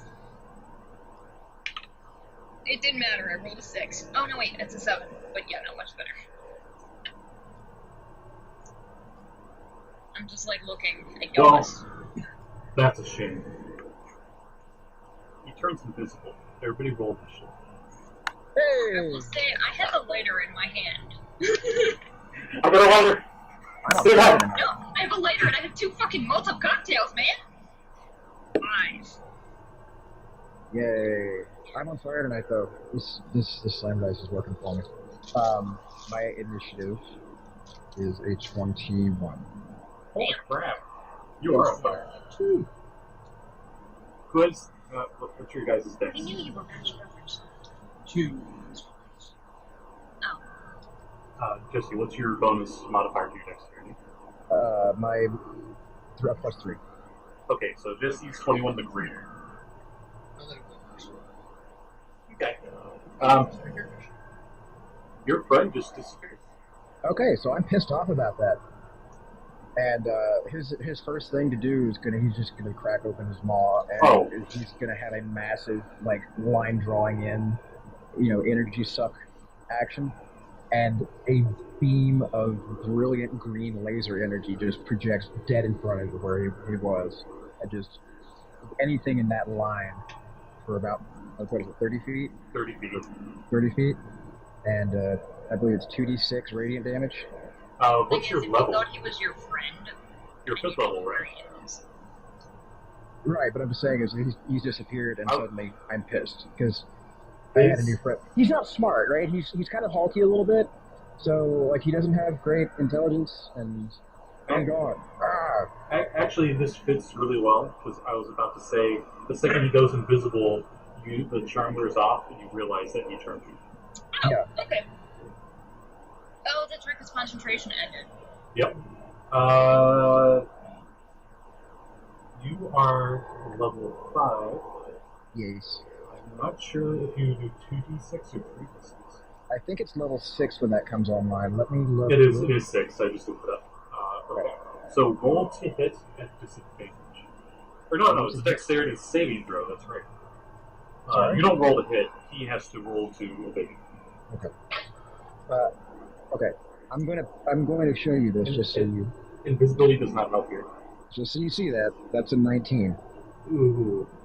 That's a 19. I'm not fudging these rolls. Okay, so that's just on the die. It's proficiency plus dex. Is that right? For breath weapon. For your laser breath weapon, it says in the test material that the targets that you shoot towards need to make a dexterity saving throw. So you don't have to roll; they have to dodge. Yeah, I'm sorry. I'm sorry. You rolled really good. Thankfully, you've been growing good on like that. So. Oh no, okay. I'm looking at it now. It's the DC safe for hat, right? Yeah. Right. So it's 8 plus con plus proficiency. So it's 8 plus 2 plus 3, so 13. 13. He makes it. But you shoot, and your beam hits in the back of the bar. And there's bottles everywhere, and they're just like shatter as the beam just shoots off. Wouldn't he still have to roll half damage though? Does it happen? Usually. It is. I haven't rolled any damage yet, so. Yeah. Okay. Go ahead. Roll. Okay. 2d6. Sorry, I've never had to deal with Dragonborn before. Now I think about it. All right, that's a 3 and another 3. So 3. Yeah, 3. Better than nothing. Your beam just grazes his arm as he turns visible again. Ah, good. Friendo. And You see that he was stepping to the side, and you grazed his arm. all right, so now my spider has got her thing going on. Is there anything visible around Lycosa right now? Within immediate striking range? Give me a second. 5 kobolds. Okay, well, let's just pick a random kobold. And chompy chomp.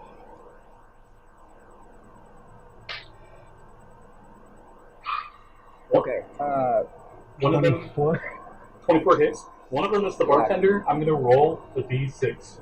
6 will be reroll. If it's a 1, she attacks the bartender. Okay.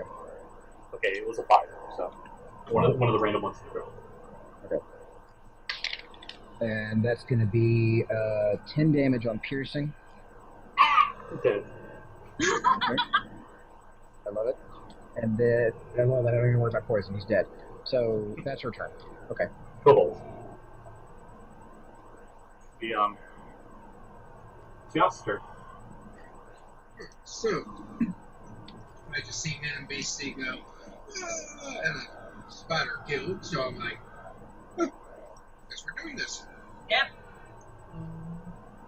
So, how many kobolds in the room total? There are now 4, including the bartender behind the bar who ducked.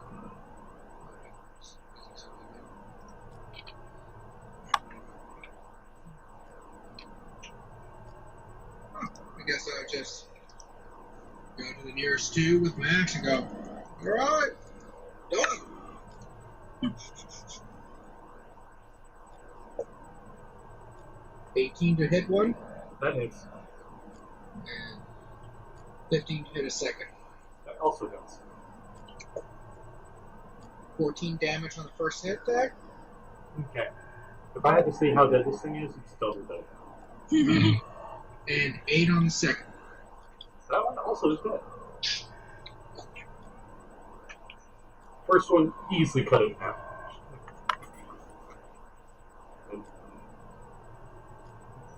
Alright. Every time they explode a little.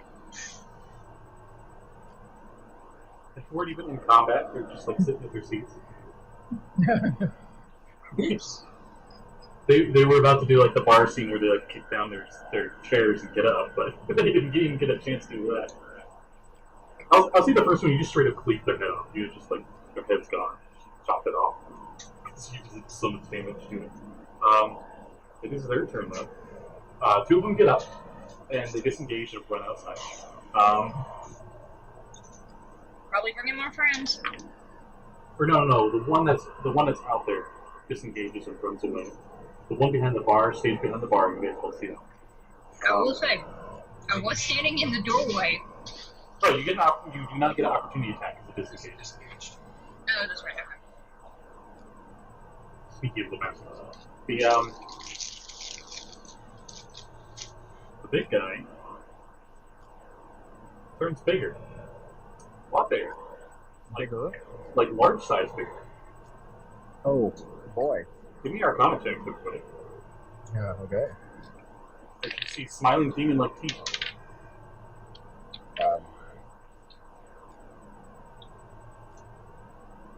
17. 13. The 17? Yeah. This is an Oni. Oh, shitballs. Oh. Now, an Oni are essentially magical ogres. They get like spelling abilities. They're not like spellcasters per se, but they're massive. They're not actually related to ogres at all. They just kind of look like big blue ogres. So like the home for infinite losers guy. Yeah. Right. They can change their shape as well to be a smaller being humanoid. Oh. Other two. They're basically just the OJ ogre magic. But it seems to have changed out of that shape into its actual true form. Okay. Great bitch. Let's see, what's it going to do to it?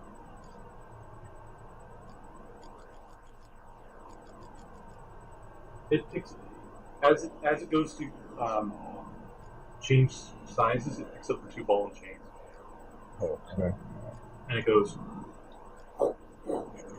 and it swings both of them across the room, knocking tables and furniture, just splintering them across as the two balls just go poof, right towards this guy. Oh dear. Oh, fuck me. I mean, okay. Reaching you all the way across the bar. Or across the... So, 13. Pretty sure misses. Yeah. I'm rolling really low tonight. And I just did dirty 20. I didn't say I have it up, so I don't have my shield out now. That would hit. Okay. I imagine she just like ducks the other one, like the wall above her shatters, and she's like, "Hey, hey!" Like just gets sidelined by the other one. Pretty much. There it is. Oh, wow. Okay, you take 13 bludgeoning damage. Ow. Okay. It's cool. It's cool. And that's their turn. Now this is her. Okay.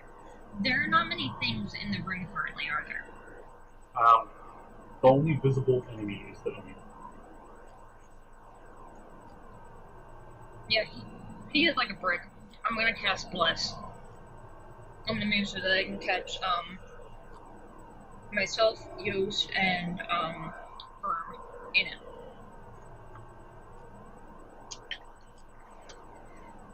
And that is all that I can do. I'm gonna stay close to the door so that hopefully anything that comes in or out has to go past me. Okay. So for the duration, as long as I can keep up my concentration, you guys get a +1 d4 to all attack rolls and saving throws. Oh boy. That's what you do. Thank you. Verb's turn. You are right next to him. I'm right what now? You're right next to him. I'm right next to him? Mm-hmm. Alright, I'm going to command Lycosa to approach right behind me, and, well, it's morphin time. And we're going to have her open up, and you're going to see she's going to kind of rear up again on her hind legs, and her inner abdomen is going to kind of unfold like a rib cage. And two of the arms are going to snap together on each side, and then two of the back legs are going to snap together, and her abdomen is going to slide up and kind of take the place of the main body and encase him like Iron Man style. The head is going to slide up over top of my own helmet, and then the eyes are going to light up, and this is what you're going to have. Whoop, whoop. Oh, there you go. Vista looks to you. Yours is much less terrifying. You notice that when you just sitting there, like, looks at you guys, looks at him, just watching this entire transformation sequence, it takes about 30 seconds. Sure. Mm-hmm. Like, speed lines are going in the background, and it's like different colors. Right, exactly. And out of, he's gonna, the suit is going to reach out one hand, and that flow metal is going to turn into a giant ultra glaive that ends in what looks like a chelicera with the big fang hanging out, right? So like the spider mouth bit, and then the fang on the end is the actual blade. Oh, nice. And then I'm going to strike a pose, and there's going to be those dynamic rays and a ching sound. And that's my action. Big action. And bonus action too. That's to get climate. Yeah. He goes. Alright. So, Red Ranger did some morphin time.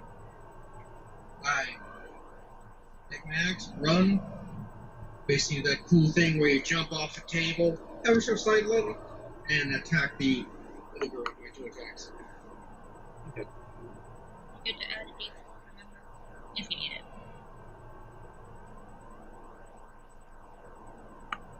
Oh, and I do the census thing. So What's the census thing? gives me advantage if someone's within 5 feet. Prior to this, I was doing it constantly, but it has a duration. He's using pack tactics. Okay. He previously thought it was all the time, and apparently it's only a couple rounds a day. Okay, that makes it a lot less broken. 19. 19 hits. Oh, right or down. 17. Hits.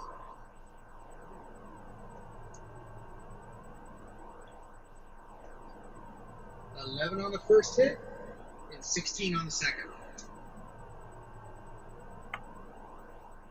Wow. Okay. Cleveland's doing pretty good.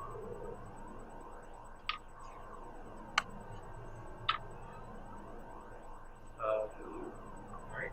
Next is his turn. You see the burn mark from the breath attack on his arm heals up, and part of one of the two dashes you put in starts healing up. As he looks at you and the red eyes flare. Fantastic. Hey, kitty kitty. He's so football today. Yeah, he wants those. He's usually like, I want to play. Yeah, he's usually attacking the shit out of Scott's feet. Yeah, like actually attacking, like it hurts. The Oni, not the cat, just goes. And he does this big breath, and a cone of cold shoots out. Everybody, give me a dexterity saving throw. You get to add a d4.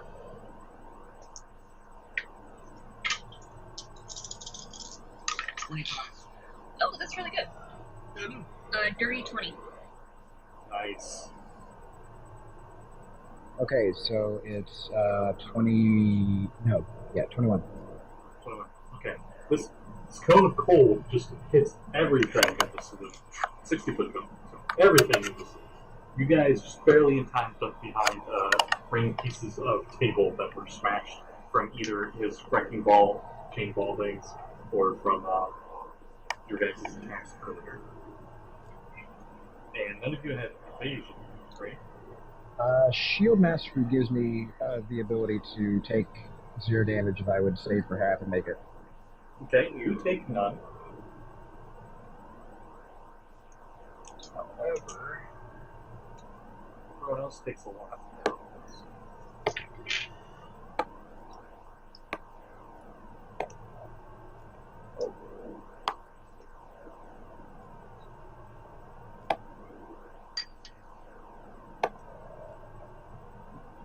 Okay, it would have been 25.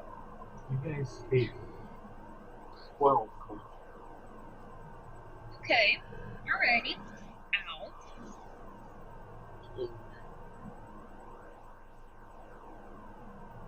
Alright. And it for its move, it jumps into the middle of the room. As it crashes in, you hear like the ice and frost crunch as pieces of wood, frozen wood and stuff go flying around. I want to build it. Okay, work on it. And that's its turn. Yeah, it's his turn. Cool. He jumps into the middle of the room, so he's actually now closer to you. He's within 10 feet of you, but now he's 10 feet away from anyone who's in melee. Okay. Because I am not okay with this dude, I'm going to go ahead and I remembered the last time we played, I looked it up, and apparently exhaustion is not as bad as I previously thought. I was under the impression that it gave you a disadvantage on all of your attacks and ability checks. It's just just ability checks, because attacks are not technically ability checks. So Yeah, I am going to use the at last. second level it is. Yeah. So I'm going to use the last of my 3 rounds of my arms and pull them out and attack him, I guess, once with my short sword. Okay. No, wait, we said that if I pull them out, then they can attack that round. Sorry, I'm attacking this bugger off screen. Oh, yeah, no, I know. We can just barely see the little corner of him. I don't think they can see it on Twitch. Yeah, not very well. First attack. It's only a 14. Oh, wait, no, what am I fucking doing? I haven't added anything to it. Why don't do that? That's a dirty 20. Okay, that hits. So...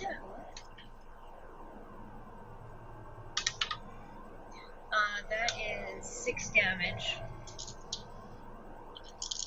And then the other attacks are a dirty 20 again. Okay. Dirty 21. And oh, that's not as good. Oh, you didn't roll 21? It was a dirty 20. Oh, yeah, no. Hang on, math. 17 for the third, the final one. Okay, all of them hit. Sweet.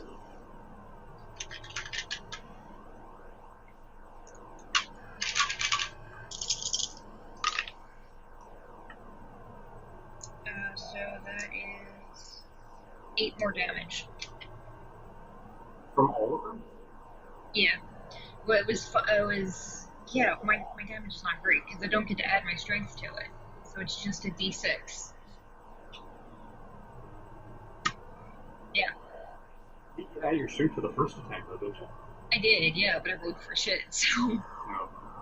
Yeah, that's what I got. Okay. And then I'm gonna try and back up a bit out of his face, because I'm gonna hurt him. Okay. Burn, your turn. He's about 10 feet away from you now. You're muted. Do we know if extra attack works in Exo's North mode or not? It does not until you reach 13th level. Okay. If you look at the thing, there's one for Morph and one for Extra Sword. Okay. It's weird. Yeah. Okay, well, then, in that case, Verm in the Lycosta suit and is going to turn around and move forward and take a swing at him with that big ultra glaive in this like full blazing sword action, and it's going to be this big, just overhand kind of slashing action. It may have a little trail of light behind it. You may have been imagining things. We don't know. But he's going to bring that down solidly for 2d10 if I can hit it. So, that's going to be a 13 to hit. That does not get through his armor. Oh, bummer. Okay. I like to imagine it's like, I don't know if you watched. Did you roll your d4 to add to it? Oh, no, I did not. Thank you. Good reminder. Sorry, it's falling off the table. Okay, that's going to be a +3. So 16. 16? Yeah. That's not it. Oh, just barely. Oh. Okay. I like to imagine, I don't know if any watch Sword Art Online, but they had the attacks where like the weapon would glow first and then it would strike. And like you're doing it and you're like all dramatic and there's like speed lines, it's like slow motion. It's just like Just a no-sell. Yeah.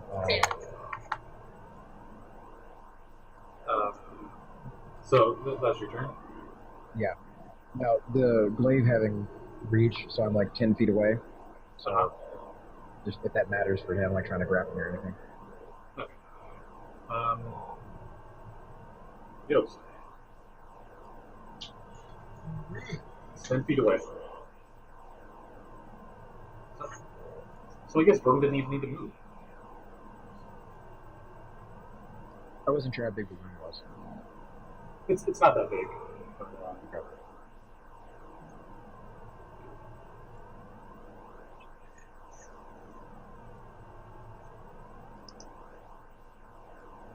Okay, so me and Wolf move up some. Well, Tactics. Attack. well, 18 hit. yep. Now I assume a 14 misses. Yeah. 12 damage. That great axe was pretty great. Mm-hmm. It never gets used. Ever. I never see anyone use it. Even barbarians. Usually they'll just like move it. Nobody ever owns a D12. When I at my old place, when I lived with Blake, we would use like when we had the grid, we'd use the D12s as like our characters for the round. It gave a use for the D12s. But after you do that, it is his turn.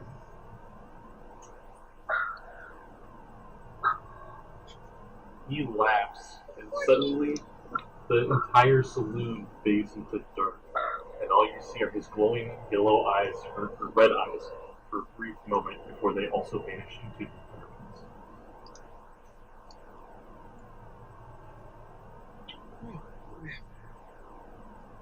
After that, you don't hear any furniture move around.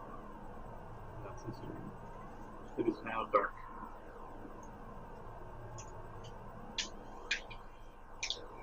Okay. I'm going to engage my Zord vision and look through the eyes.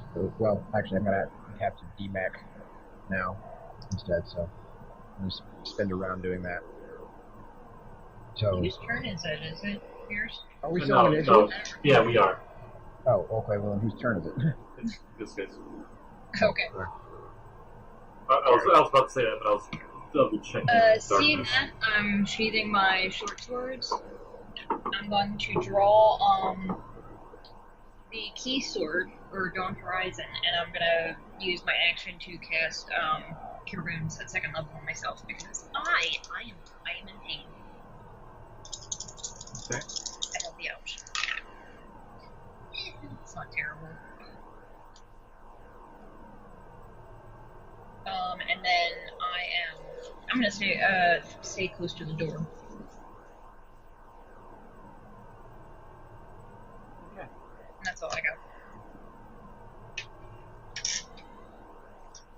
believe it. Now it's Firm's turn. Okay, well, then the thing I just said. I'm going to basically DMAC and stand down from the dwarf form and separate and engage my Zord vision and look through their eyes. And she's got dark vision out to 60 feet. Okay. As you look through your Zord vision, you realize that this isn't just normal any-day darkness. This is magical darkness. This is advanced darkness? This is advanced darkness. I was going to make the SpongeBob reference, but I wasn't sure when you did it. But it is advanced darkness. Crap. So our dark vision won't do anything, even if we had it. What is this new daylight? Do you do anything else in your turn? I don't like That's all I got. the Dawn Horizon sword can't do that in check. Yes. I can make a beam of radiant energy. It's your turn, yes. Yeah, you're all essentially blind out of your 5 foot.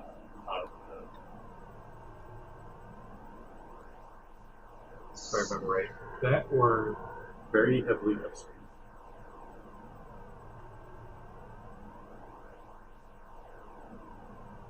Oh no, you cannot see through it.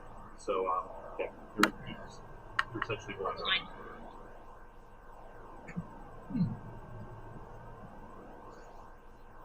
This is pickle.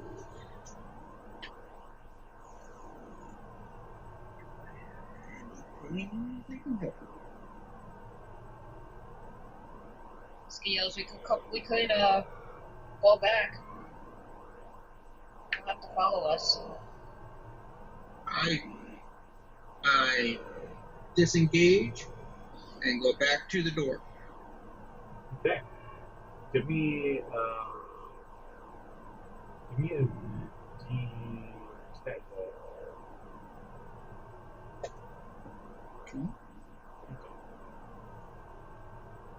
You start heading towards the door and you run into a wall. Well, you don't really run into it, but you walk into it. Somehow my spatial awareness is worse than mine in real life. Well, you're blind right now. You're like trying to navigate through all this red Well, yeah, furniture. but like he heard where my voice was coming from, but though I don't know how much of that furniture is left to trip over. It's in pieces everywhere. It's just not as big in pieces now. That's essentially the thing. So, disengage to do that. Then my move to get out. Same with Wolf. Okay. You do feel the wall and you feel this one right there next to you. You're not at the. You didn't. This is round 2 of Bless, correct? Yeah. Okay. It is. That's everything in your turn, right? Yeah. Okay. Rolling at disadvantage. You guys hear a loud crash on the opposite side of the sewer. And you swear you can hear like a wind. We went through the back wall. At least that's what Biscuit thinks. You hear a tiny little squeaky voice whimpering behind the barn.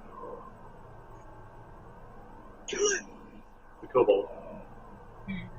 The one kobold that's still in. Unfortunately, sure. Alright, this guy. You are at the doorway, but outside you're still in this range of the darkness. Yeah. But you know if you move backwards, you'll easily get out of it. Yeah, I'm gonna do that because there's no point to staying inside really, because I can't see it. Okay. As you move back, you see that a good portion of this tiny little shack saloon is just covered in like the top half of a dome of darkness, and you see the Oni is flying outside. And there's a huge gaping hole in the wall. I yell, "He's out here!" and I'm gonna quaff a potion. Okay. regular, so 2d4 plus 2. 2d4 plus 4. 4 plus 12. I will take the 4. I am feeling a lot better. Right. Yeah. Verb's turn. Your mic. Sorry, there's so much ambient noise in this place. I was trying to keep it from cutting into everything. If you have it muted like that, you can hold the space bar. If you're you're on your phone, you can't. Yeah, I've got like there's a button to just turn it on and off. The UI keeps going away when I don't touch my screen. So, Okay. so I keep forgetting that I have it muted. Sorry. If we ever get it on the computer, you can always keep it on mute and just hold the space bar when you want to talk. So, hearing that from Visca, he and Lycosa are going to head towards her voice and hope to not hit the wall. Okay. It's a very probable chance that he might just try and break it down anyway. Just give me a D10 roll. a D10 roll? Okay. Yeah. That's a D10. 7 on the die. Okay, you get out of the darkness, and you notice that you're on the opposite side of the building. You seem to walk through where the wall was destroyed. Oh, so I followed him instead of following them? Yeah. Oh, boy. Okay. Pretty much this D10 is just like what direction you go, like where you think you're going. Sure. Right. So, yeah. You're up. He's 15 feet above you. Flying. Oh, 15 feet? Yeah. Oh, okay. Well, I still have an action if I haven't moved up far then. Yeah, you're out of the darkness now, so you can clearly see him. Okay. Then I'm going to have that metametal, the morph metal weapon form itself back into the bow shape, and he'll draw back and get those little silver slivers and take 2 shots at the flying blue Oni. Okay, fire away.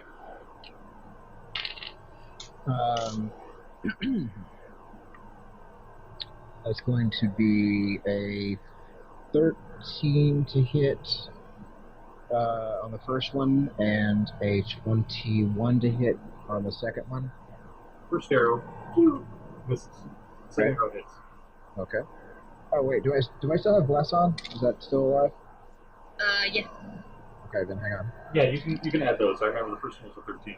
Okay, that's going to be plus 4, so that's going to be 17. Okay, okay. Okay, great. Does that D4 roll count for the damage as well? Or do I roll separate damage plus?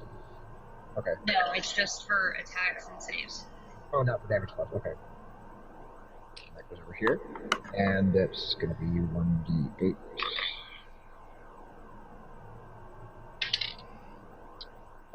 Nine. 9 damage from both? From the one that hit. Oh no, that's the one there too. With the bless, both of them hit. Right. So that's going to be another 8. So 9 and 8. Ooh, okay. You see that he's healed up completely. Where the axe got him in the torso, like one of the strikes. Seems to be regenerating. I see that. Yes. You're at the door. You know, you felt where the door was. Walk out, look around. You see Verm shooting at the Oni. They're good. 30 feet away? Well, I fire again and take 2 shots at him. Okay. Well, Verm's 30 feet away, but for me to do the A squared, B squared, C squared, he's up in the air. I'll say it's like 40 feet away. Okay, I'm not going to drag this. Yeah, I'm just going to say 40. 21 to hit? That hits. 7.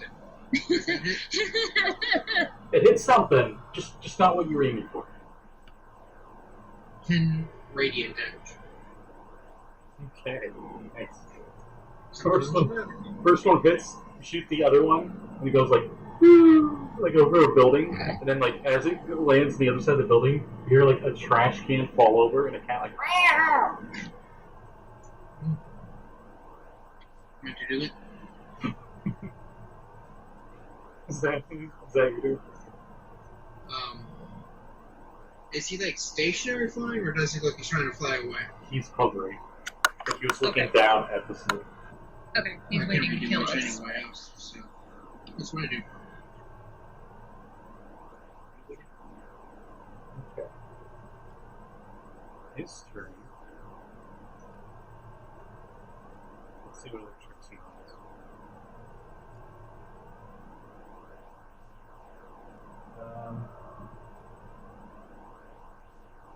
You know what? He's going to go after her. He swings both ball and chain at him. From 30 feet away? Are they range attacks? He was like 15 feet above you. Oh, you said 15. Okay. From Yost's position, he was 40 feet away, like at a diagonal. It's fine. You went out different doors. Right, no, yeah. Okay, 14, I'm pretty sure misses. My AC is 19, so. Damn it, tanks. You still got that critical fail check? I don't, but I can get it. Go ahead and roll your D. 2 now once, everybody. 71. I believe that might be the painful failure, but give me a second, I'm getting there. By the way, using the numbers you gave, I believe he's 33.5 feet away from me. God, you're such a little bastard. What did you roll on your D100? 71. You lose a turn and take substantial amount of damage, and likely a debilitating status effect. Is that the second time tonight we've had that same result? Yeah, well, it's there's only 4 results that he can get. Oh, okay. Okay, he swings it and the ball like swings back and hits him back of the head or something. He looks stunned. For at least a round. Right. And as the debilitating effect, he automatically fails his concentration check in the darkness phase. Did he fall out of the sky, or is he still maintaining his fly? He's still maintaining it. He's like hovering there. Yeah. Like some crazy magic now. I was gonna say do we know do I know what that effect or spell would be? He looks like he has an innate fly speed. Wowzers. Yeah. I'm gonna look at him and say, "Hey, Dickweed, I can do that. Do the get big thing too." And I'm gonna pop one of those black, red and white mushrooms. I like to think you actually stuttered in yeah, no, I did. I haven't felt this much pain in a while. I got really nice to this 18 AC. Oh, and I also draw my shield. So I have, Okay. my magical sword and the shield out now, so I can see there. So you get your keyblade. Yeah. Okay. And then I eat one of the, get big mushrooms. Not safe. Come on, roll shit. Jesse, there are little red mushrooms with white spots on them. They got like a little space on the stem. I would've won! You turn mark size. Exactly. Exactly. Which one of you came up with that? That was so perfectly timed. So he had a soundboard ready. I've been trying to do that all night to just get things working. You're under the effects of the enlarge spell. Let me pull it up real quick. It's not as cool as actually change another size increment, which is kind of lame. But you do get both, like an extra D4 in damage, I think. Yeah. That's what I'm making them for. And then, like, I try to intimidate him, but I stutter. There it is. But I did get bigger. You double in size in all dimensions. You don't tell anybody, but your weight goes up by 8 times. Just don't give a shit about that. I am 12 foot 6 inches now. You have advantage in all strength checks and strength saving throws. Your weapons grow with you, and they do an extra D4 damage. Yeah, bitches. For What's the one I compared to this guy now? He was only like a foot taller than you're as big as so- him now. So Yeah. Yeah, that's my accent. I'm thinking about shit to do, but okay. Burn. Wolf Lady just turned giant size. Well, large size. Make my monster grow. I love it. All right, so he's 15 feet above me. Vern's going to look up, and his helmet is going to kind of like wrap back up around his head because I forgot to do that earlier, and and his boots are going to take on like kind of an illumination effect on him. If you look at my sheet, you'll know I've got a magic item, and it's going to have that vaulting boots of Voltor kind of effect. Where he basically starts bounding on air, and as his feet come down, there's like orange like splashes out from under his heels. Yeah, these are the flying boots, right? Yeah, these are the winged boots. They're Retroverse flavored, but they're flying boots, right? Right. No. So effectively, what it's going to look like is a pair of invisible stairs. well, under normal circumstances, they would actually be a pair of red Reebok pumps.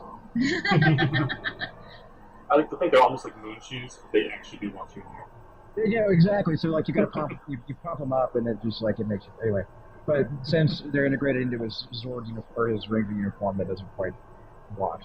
But he's going to come up and meet him on even fielding, and his weapon will shift into the Warhammer, and he's going to make two swings, like rotating, like spinning out like a top. So he's going to just come around and then around again in the two-handed configuration. So that's going to be the D10 those hits. Oh, cool. So first to hit is going to be. Oh, he was stunned right now, so you have advantage. Oh, okay. Well, then. And remember your D4 from the bless. Right. Okay. So hang on. Let me roll the advantage die on the first hit. Okay. And I can't keep these things on the table to save my life, so you guys. I'm sorry. I'm working on a little lab desk, so it's not perfectly ideal. I need to find a better setup. All right. My bless score is +4, 7 on the die plus. I swear I can count, guys. 13, 17. 17 to hit on the first attack. Okay, first one hits. Okay. Is bless only for one attack every round, or is it every attack? I think it's every attack. Cool. I love it. Okay, so second attack is going to be 19 to hit, Okay. and that's going to be a D10 every time, so 2d10. 7 and 7 Nice. on the die. Let me add my bonuses. Hang on. 7, 5. I can't. 24. So it's 24 damage all day. Holy crap, okay. Wait, no. I'm so sorry. I did that wrong. No, you had your strength pot on both attacks. Yeah, but I'm having a 22. I'm sorry, I'm having a brain fart. It's 7 plus 4 is my Okay. Warhammer modifier. Sorry, Oh, it's okay. 22 all day. He pulls, looks like it would not be effective at all, as he just spins wildly in the air. Surprisingly effective. Clang gong! I've always wanted to do like the aerial double spin attack, you know, like you're coming in, you're blah, blah, blah, blah, blah. Wait, since you're a Power Ranger, do you actually announce your attack?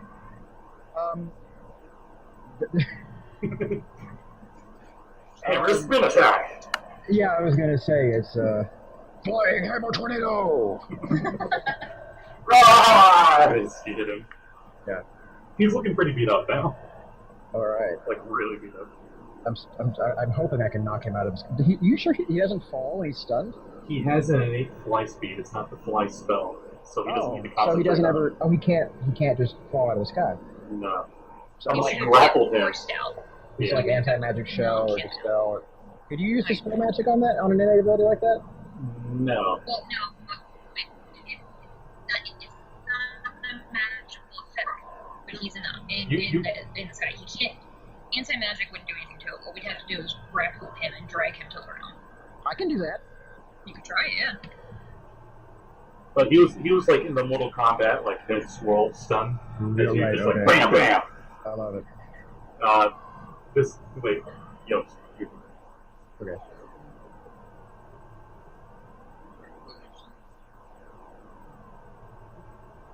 Oh my gosh. So he's just kind of like, Yeah, he's just like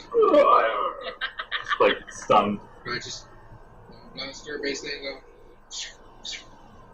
You roll at advantage. He is stunned.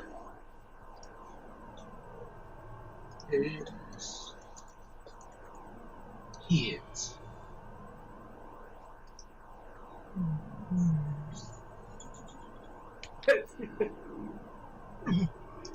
They can whoop her. Oh, he's so cute. Total 12 radiant damage. Oh, nice.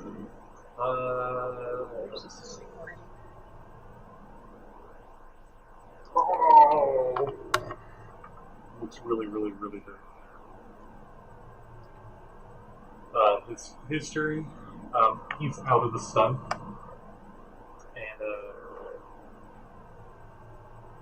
You can knock flying creatures prone. Oh, They okay. can be prone. That was my next question, yeah. Doesn't really do a lot if it has the hover pole. It does still give you advantage if you are within 5 feet, correct? prone, you get advantage if you're using melee attacks and something prone. We get Right. disadvantage if you're using ranged. But I am up there with him, so if I were to shield bash him into prone status, even though he's still in the air, I would be in melee range. Yes. Right. I swear, Cat, if you're gonna try to jump on my shield, He won't. when he does the paw thing, it means he's thinking about it. Mm-hmm. Not even gonna let him think about it.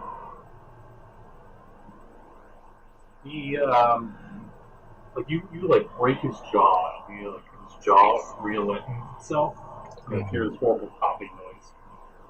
He's like, "I'll be back for you, bastards!" As he turns like, No! into like a gas, Can and I he jump starts up and slash flying at him? away. Can I do like a high jump and try and slash at him with my sword? Gaseous form. He doesn't fly very far. It is true. Yeah, so He's I still in the pulled air. up a calculator, and because I am now 12'6", with a running start I can jump 6 feet off the ground, so I don't know how high up he is. You could reach him without jumping. Cool. I'm He gonna, actually started to float down when he turned into a cloud. cool. I'm Breathe him in. gonna Breathe do him that. in. I'm not gonna breathe him in. That's disgusting. But I am gonna hit him really hard or try.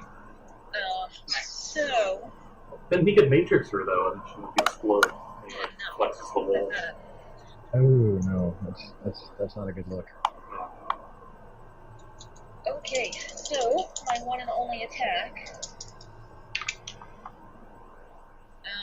But it's super high because I have a magical weapon.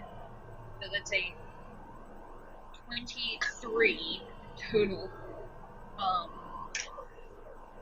And I'm using a one hit, so I deal 3d8, and then it deals 3 extra damage, and then it doesn't do anything else. And an additional d6 radiant. Yeah. And you know what? Why not? I'm going to burn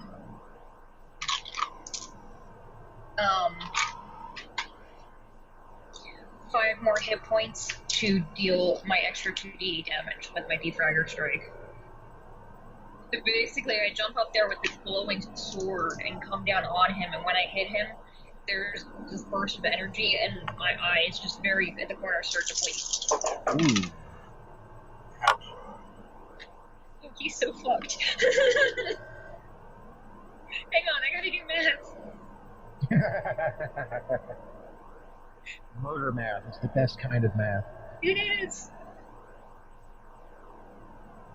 Addition of death.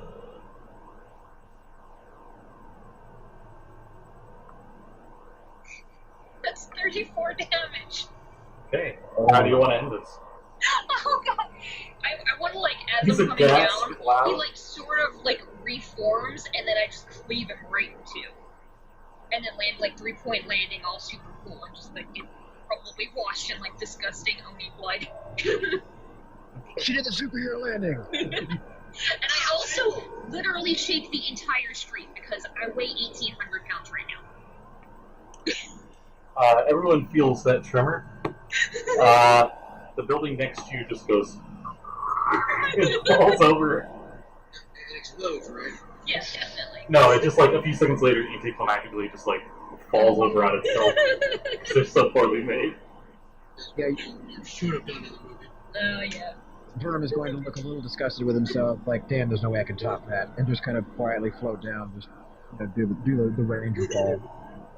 The control will fall, not actually falling, just flying down. I look at you, or I look down at you, and I'm like, these mushrooms are so damn cool, we gotta get more.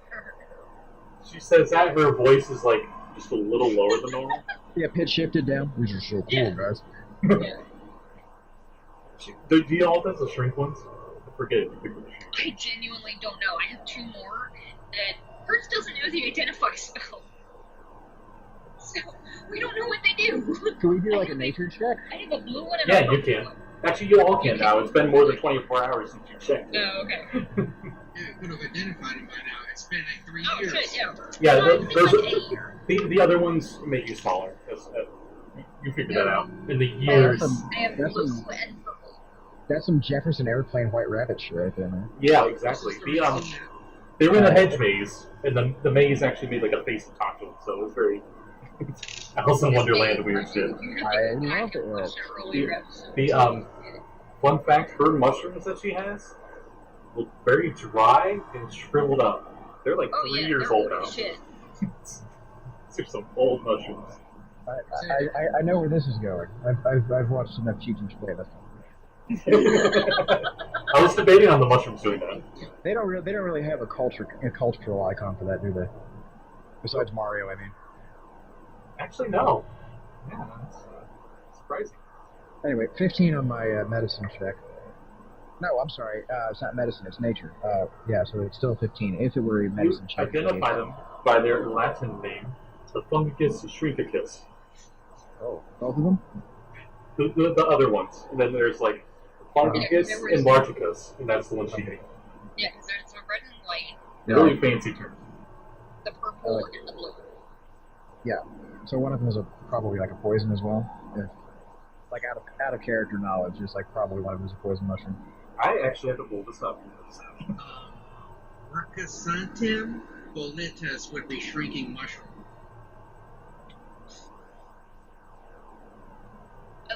This is what you get used to, man. When I ran that Sailor Moon one shine. And big mushroom would be like Magnus volitus. Kevin, you need to play like in her Sailor Moon one. Just that nerd with the swirly glasses who ruins everything. You heard me now. No, because it's stupider. No, you just call him Melvin because you can't remember his name. True. Same with Molly. True, I can't remember their Japanese names. Save my life. Whole season, he still can't remember their names. Um, Yeah, but the fun mushrooms. fact for that one, the characters in the one shot that I did, all of them were named after 4 planets, and one of them was Charon. And the player was like, so how do I say this? Do I say like Charon, or do I say like Charon? And it's like, well, technically the god it's named after would be pronounced Charon. Except the astronomer who found the moon, or the planet I mean, he named it after his wife, Sharon. So he says Sharon. And like everybody in the video chat is just like, I can't believe you did that. They do the things that I know. The tiny purple mushrooms you identify as the shrink ones. Mm-hmm. The blue ones, you recognize them by their very fancy scientific name, Abadiabadai, and it turns skin into a bluish hue when you're absorbing them. Also poisons. Oh, okay, that's good to know. So it's blue mushroom. Yep. Blue shroom.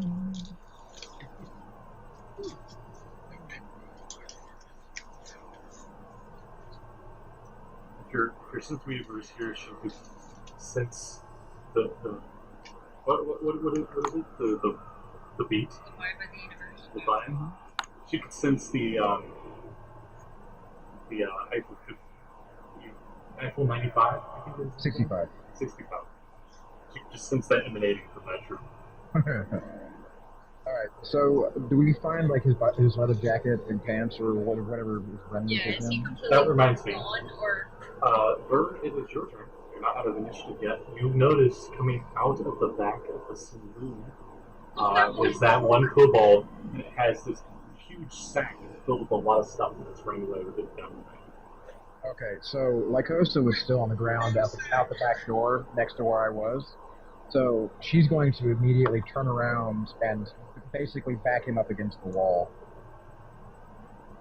Okay, give me a strength. I just imagine my 12-foot tall wolf girl running after this poor little ass small size halfling. Or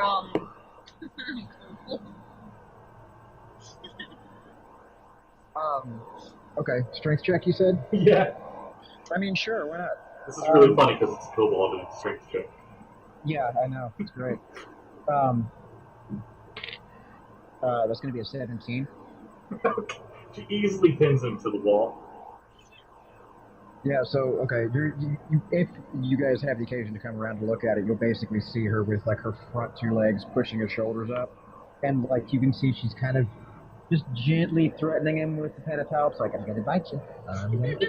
His high-pitched draconic voice, you see his legs, the things that aren't pinned, flailing like he's kicking. And you're like, Let me go! Let me go!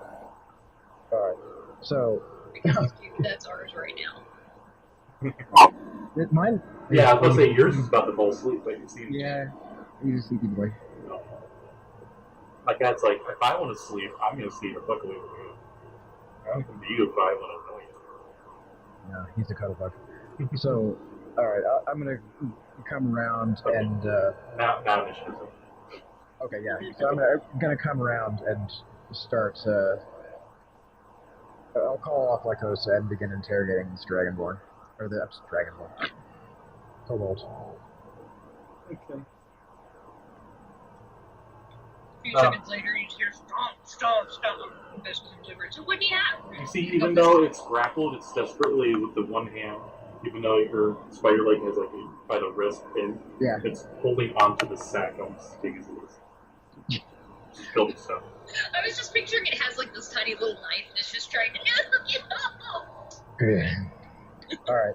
So okay. If he's still got the bag of stuff in his hand, it's like this must be pretty important to him. So I'm going to reach out and relieve him of his burden.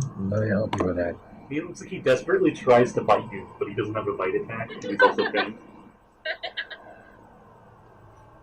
He's gonna get that kind of like the armor face blank stare where the helmet just kind of like turns at him for a second and doesn't say anything. He whimpers. He immediately feels his and then like upends the contents of the bag on the ground. I almost feel bad for him. Well, I mean, beating up punks is kind of a thing for him, but usually they end up being like cut purses and like little common petty thugs. So he's a delinquent, but he's a delinquent at being evil. So he does good deeds to piss off his parents. Take that! I've saved people. Yeah, exactly. Fuck you, mom and dad. I'm joining the army. You see a huge pile of assorted coins come spilling out, Yeah. and or dollars, I guess. Sure. Yeah. We did state that both coins and paper are currency. Like the equivalent of a dollar bill would be like a gold coin. It's like kobucks, kobold dollars. Kobucks? No, I mean like retro bucks. They're retro bucks, I guess. Oh, my Yeah. wife and daughter are watching Coco in the other room. That was a good movie, actually. Oh, I think it just got to the end because my daughter is bawling. Yep, that sounds like how I would react. And you see a deck of cards. Ooh. I was like, wait, don't drink, damn it! Okay, just they have the perfect timing of drinking. Like if it's something that they'll be like really want or something, they'll be drinking as I say it. Every time. It's always a coincidence. Hey, proficiency cards. You see on the backs of them it has like my gaming proficiency. a black and brown swirling pattern on it. A black. Okay, do I know what that is? Give me an Arcana check, or you can flip over the card and see. Oh, well, I'll just look at the back of the card. Yeah, all the backs of them are the same. Oh, so it's like a tarot deck? Like a normal set of, like how you have a set of cards. Playing cards. And the backs of them all have like an intricate pattern. These ones have almost like a black hole swirl on the back. Swirling. Those are fancy. Do you flip them face up? Okay. Do you? Oh, do I flip them face up?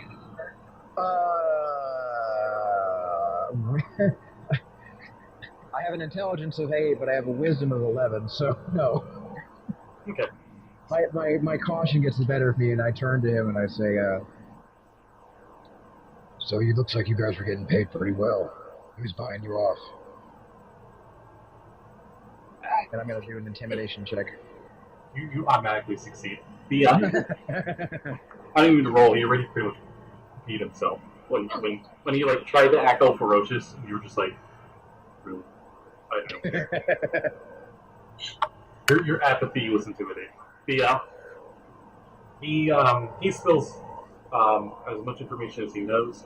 His boss apparently was raiding random drivers going by, and their only job was to stop people from getting to the laboratory. Apparently, a group of dragon men like you had shown up a few weeks ago. He doesn't know anything else, despite how much you threatened him. Okay. Well, he said you're getting he says the coins were really, the paper's really nice, and they got it from all these different, they like sold the vehicles and stuff. This is what they have left. And the deck of cards is something magical that was a gift to their boss from these cultists. My question to him is, did you have anything to do with the disappearance of the other Dragonborn? While he's talking, it's like taking a step quicker. All of the coins back into the bag. Do I like? He seems pretty clearly terrified and beyond the capacity for lying to me at this point, right? Yeah, I assume your spider, since it has no emotion, is just still like really close to his neck with like its poison things out or something. Oh yeah, no, it's just been clicking at him the entire time. He seems more scared of that than anything else. That business. So okay.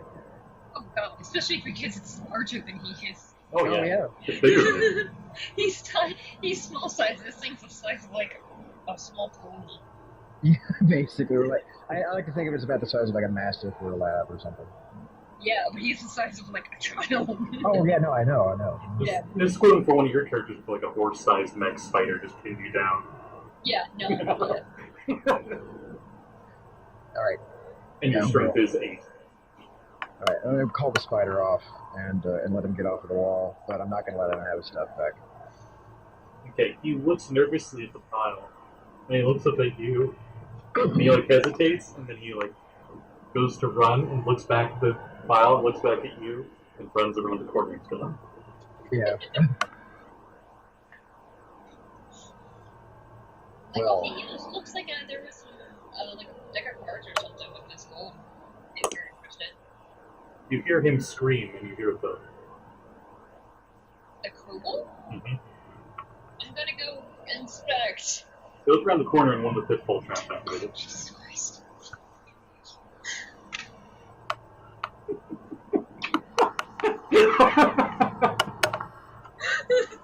One of the ones you guys easily stepped across. Yes. Oh, I love it. I kind of look down. I'm assuming it's super dead. You see spikes down there, and he's skewered. He's dead.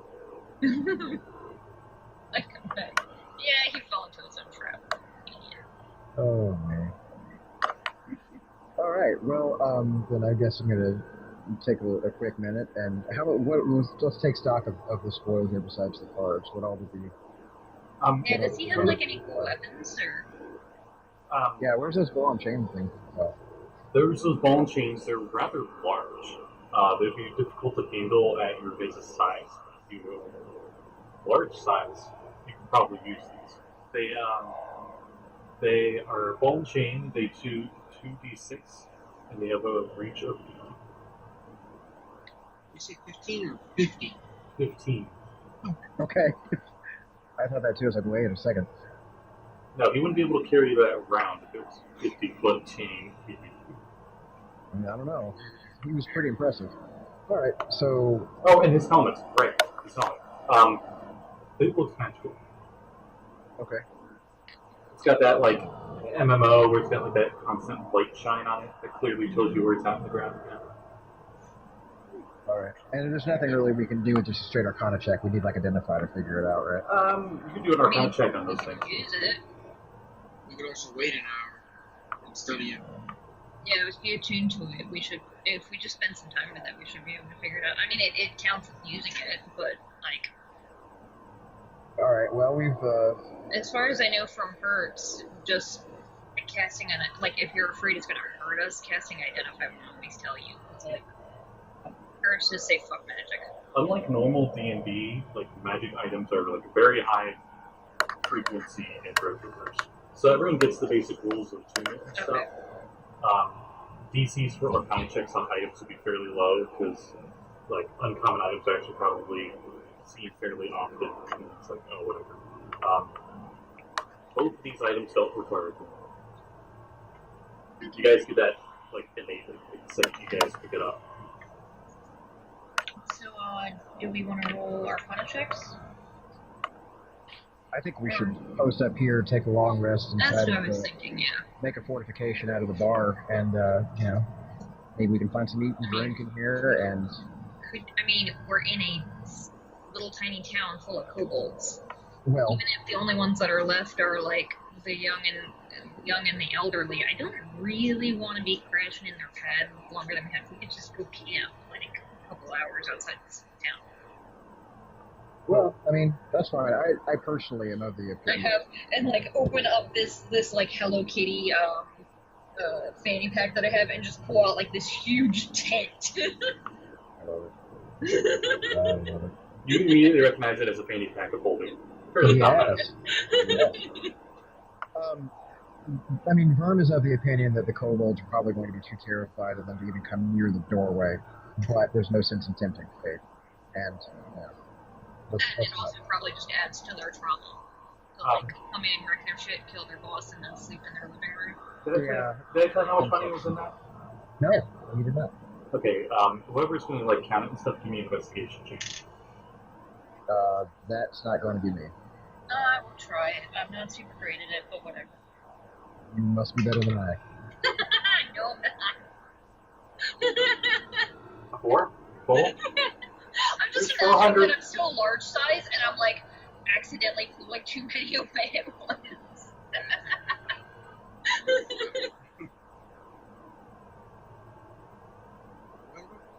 Investigation.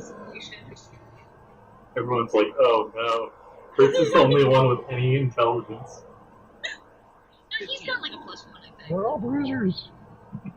15? Okay, you both realize that you're really counting it. It's 400 gold worth of money that you have your assorted coins and bucks and stuff. But, Yost, you recognize one of the coins that's not the currency. You pick it up and you go to look at it, and it has a +1 on it. It immediately attunes to you. Whoa. You now have token of extra life. Are you fucking kidding me? That's awesome. What? Whoa. Outstanding. Yeah, we should have saved that for herbs. This functions like Death Ward. It'll go away after. So it's not like you die and you're at full HP. It's like you go to 1 HP instead of dying. Oh, yeah, that. That's really useful. Yeah, I'm not gonna be like legendary coin. I don't know. I can't remember. Did herbs pick up that like area of health or something? Wound closure, maybe? It was Wound Closure, I think. Yeah, that one, that'll. Because it recommended it into the squishy character in both of our games. Because we both recently came into a good amount of money. It's like, okay, wizard, buy a parapet of health. Who has the deck of cards? Don't think anyone has them as of yet. I thought they were just shoved into the bag. Because I just thought they were... Okay. Pick them up and like, Either ruffled. Do you just look at the backside, or do you look at the front? I do the full. Hint, hint, nudge, nudge, throw off cliff, subtle hint. I do the typical. The bridge, like the shuffle. Yeah. He's gonna show off now. You know, Oh, okay. Give me a sleight of hand. Sleight of hand. Or performance. I got proficiency in cards. Oh, yeah. Oh boy. I charisma with proficiency.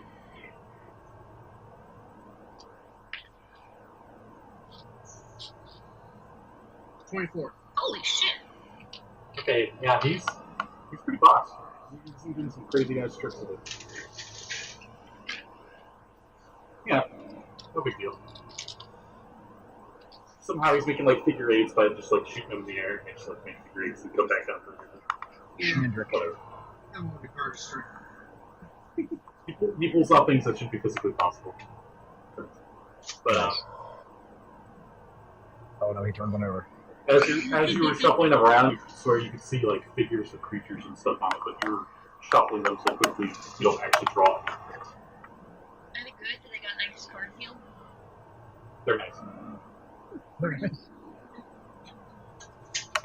Extra traditional cuts. I love that we always come up with these random things. It's like, oh yeah, our characters know what that is, and also we're giant nerds about it too.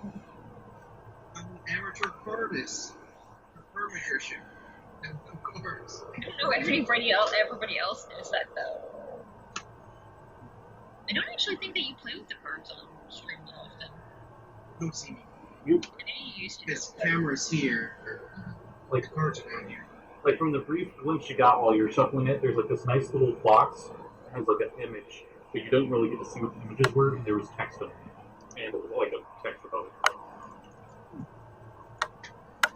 I will Maybe take let's some go take time a on a nap short and- break to Yeah. play with them. Okay. You flip over a card as you guys are going to take your break. I assume you guys get out of the camp, you guys are just like, you know, got a nice little... you get out of the village, you guys make yourself a nice little camp. Good to go. You flip over a card, and you see on the card seems to be a ninja looking dude. And it says, the top, assassin. And as you flip over the card, this hologram projects out of the card as it lands itself on the ground, and you see an image of an assassin. It looks like an For actual this assassin. game, Yu-Gi-Oh! Or Yu-Gi-Oh! No. This guy immediately draws her swords just because she's paranoid. Give me an investigation check. Just him or? You. Since you're the one like, oh shit. Okay. That's not terrible. 13? No, 14. A freaking ninja here. Yeah. I am gonna wait just because, like, he made it happen. Maybe he summoned it, so I'm waiting. But it's- Oh. Hey. Hi. He's such a good.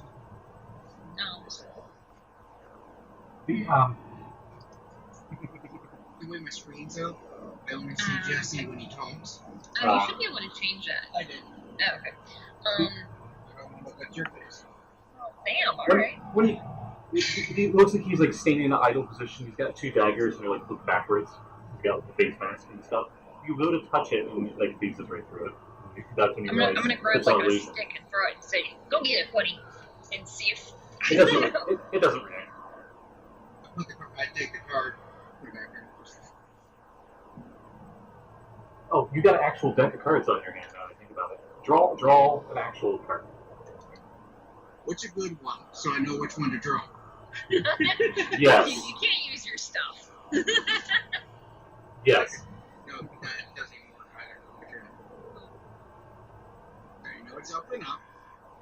Yeah, because he can and will cheat the shit out of us. Okay, the one you'll probably want is the piece of parts. No, you actually. Okay. You don't want me to touch the cards. Hey Kevin, what's Sir Barkslot's disposition? Because Lycos is going to be trying to engage him in play and Oh, pop he's him around. shit. Okay, He's great. basically our dog. So now we have two giant robo dogs. No, no.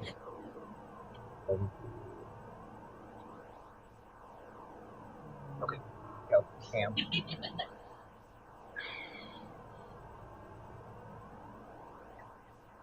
So we'll Okay, do four speeds. I just realized this doesn't have the full deck set. As Yeah, often. it's super dumb. I hate it. I'm gonna go with the closest Wait, what one. the fuck? A goblin appears. He literally pulled out 2 fours of spades. How? Two goblins appear. Because he cheats. I defy the laws of physics. One's just sitting on the just squatting, looking down at the ground like it's inspecting something. Like it's actually acting like it's digging at the dirt, inspecting something. And the other one has a wooden barrel flat around for it. It's like a shield and it has a scimitar. And it's like That made a pretty cool card game. you just you just hear a number go down and you pull the barrel. It's a deck of relations.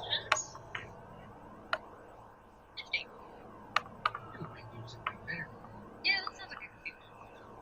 The magic of this deck functions only if the cards are drawn.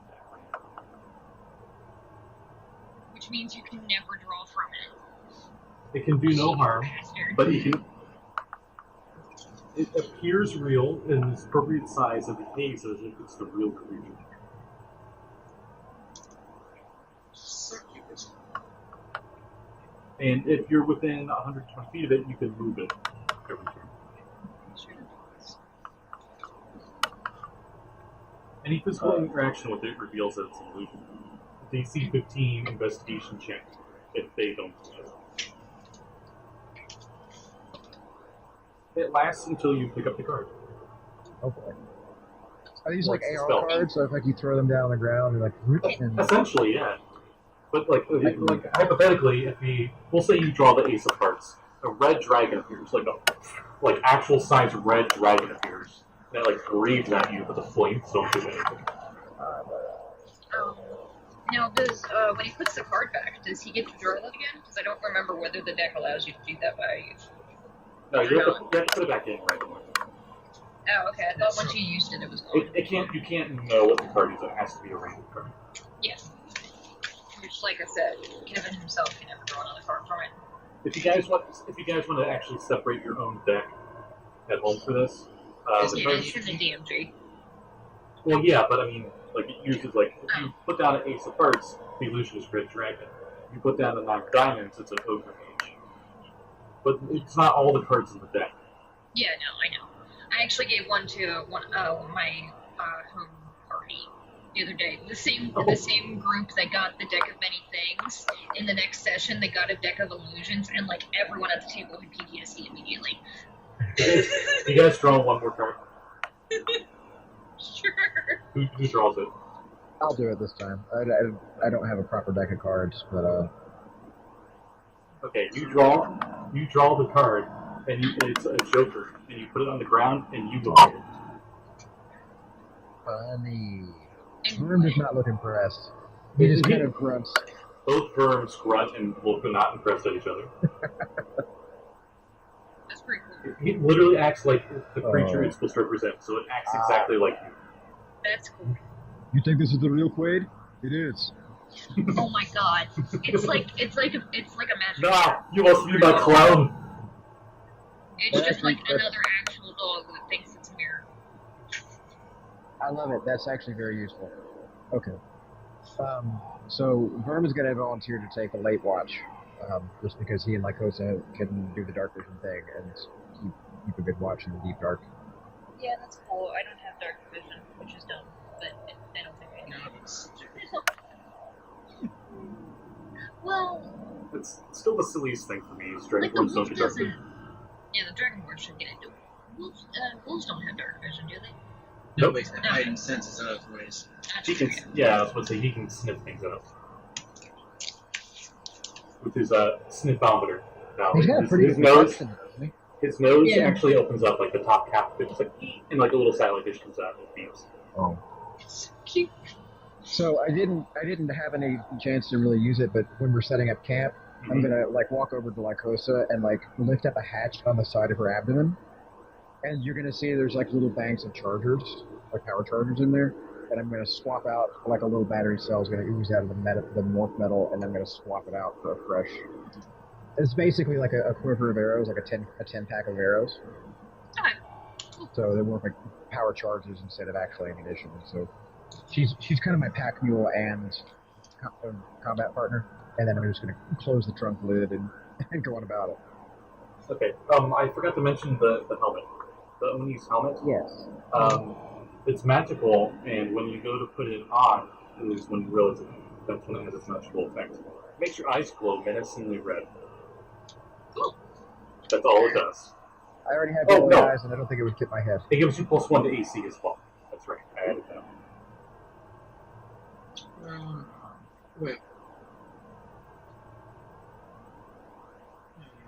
You're on the party. Who's going to get that right now? The person who doesn't have the helmet.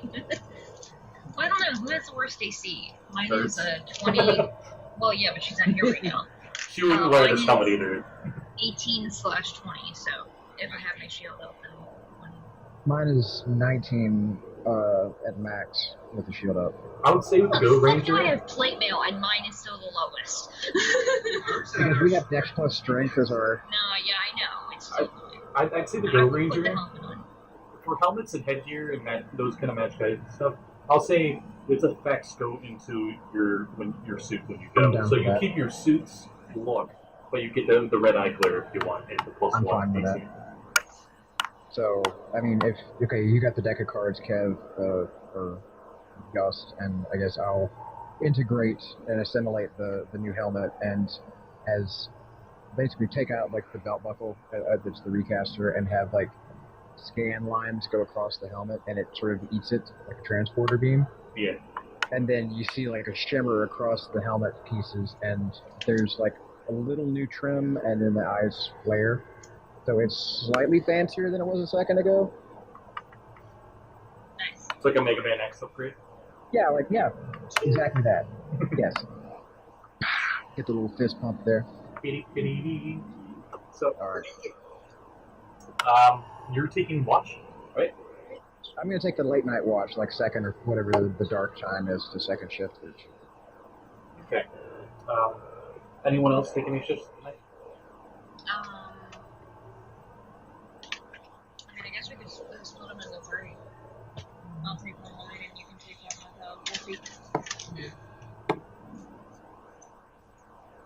Is there a proper name for that helmet of glowing eyes, or is that it? It's called a Helm of Dread in the Xanathar's Guide to Everything, but I gave it a +1 because otherwise Thank you. it's just cosmetic.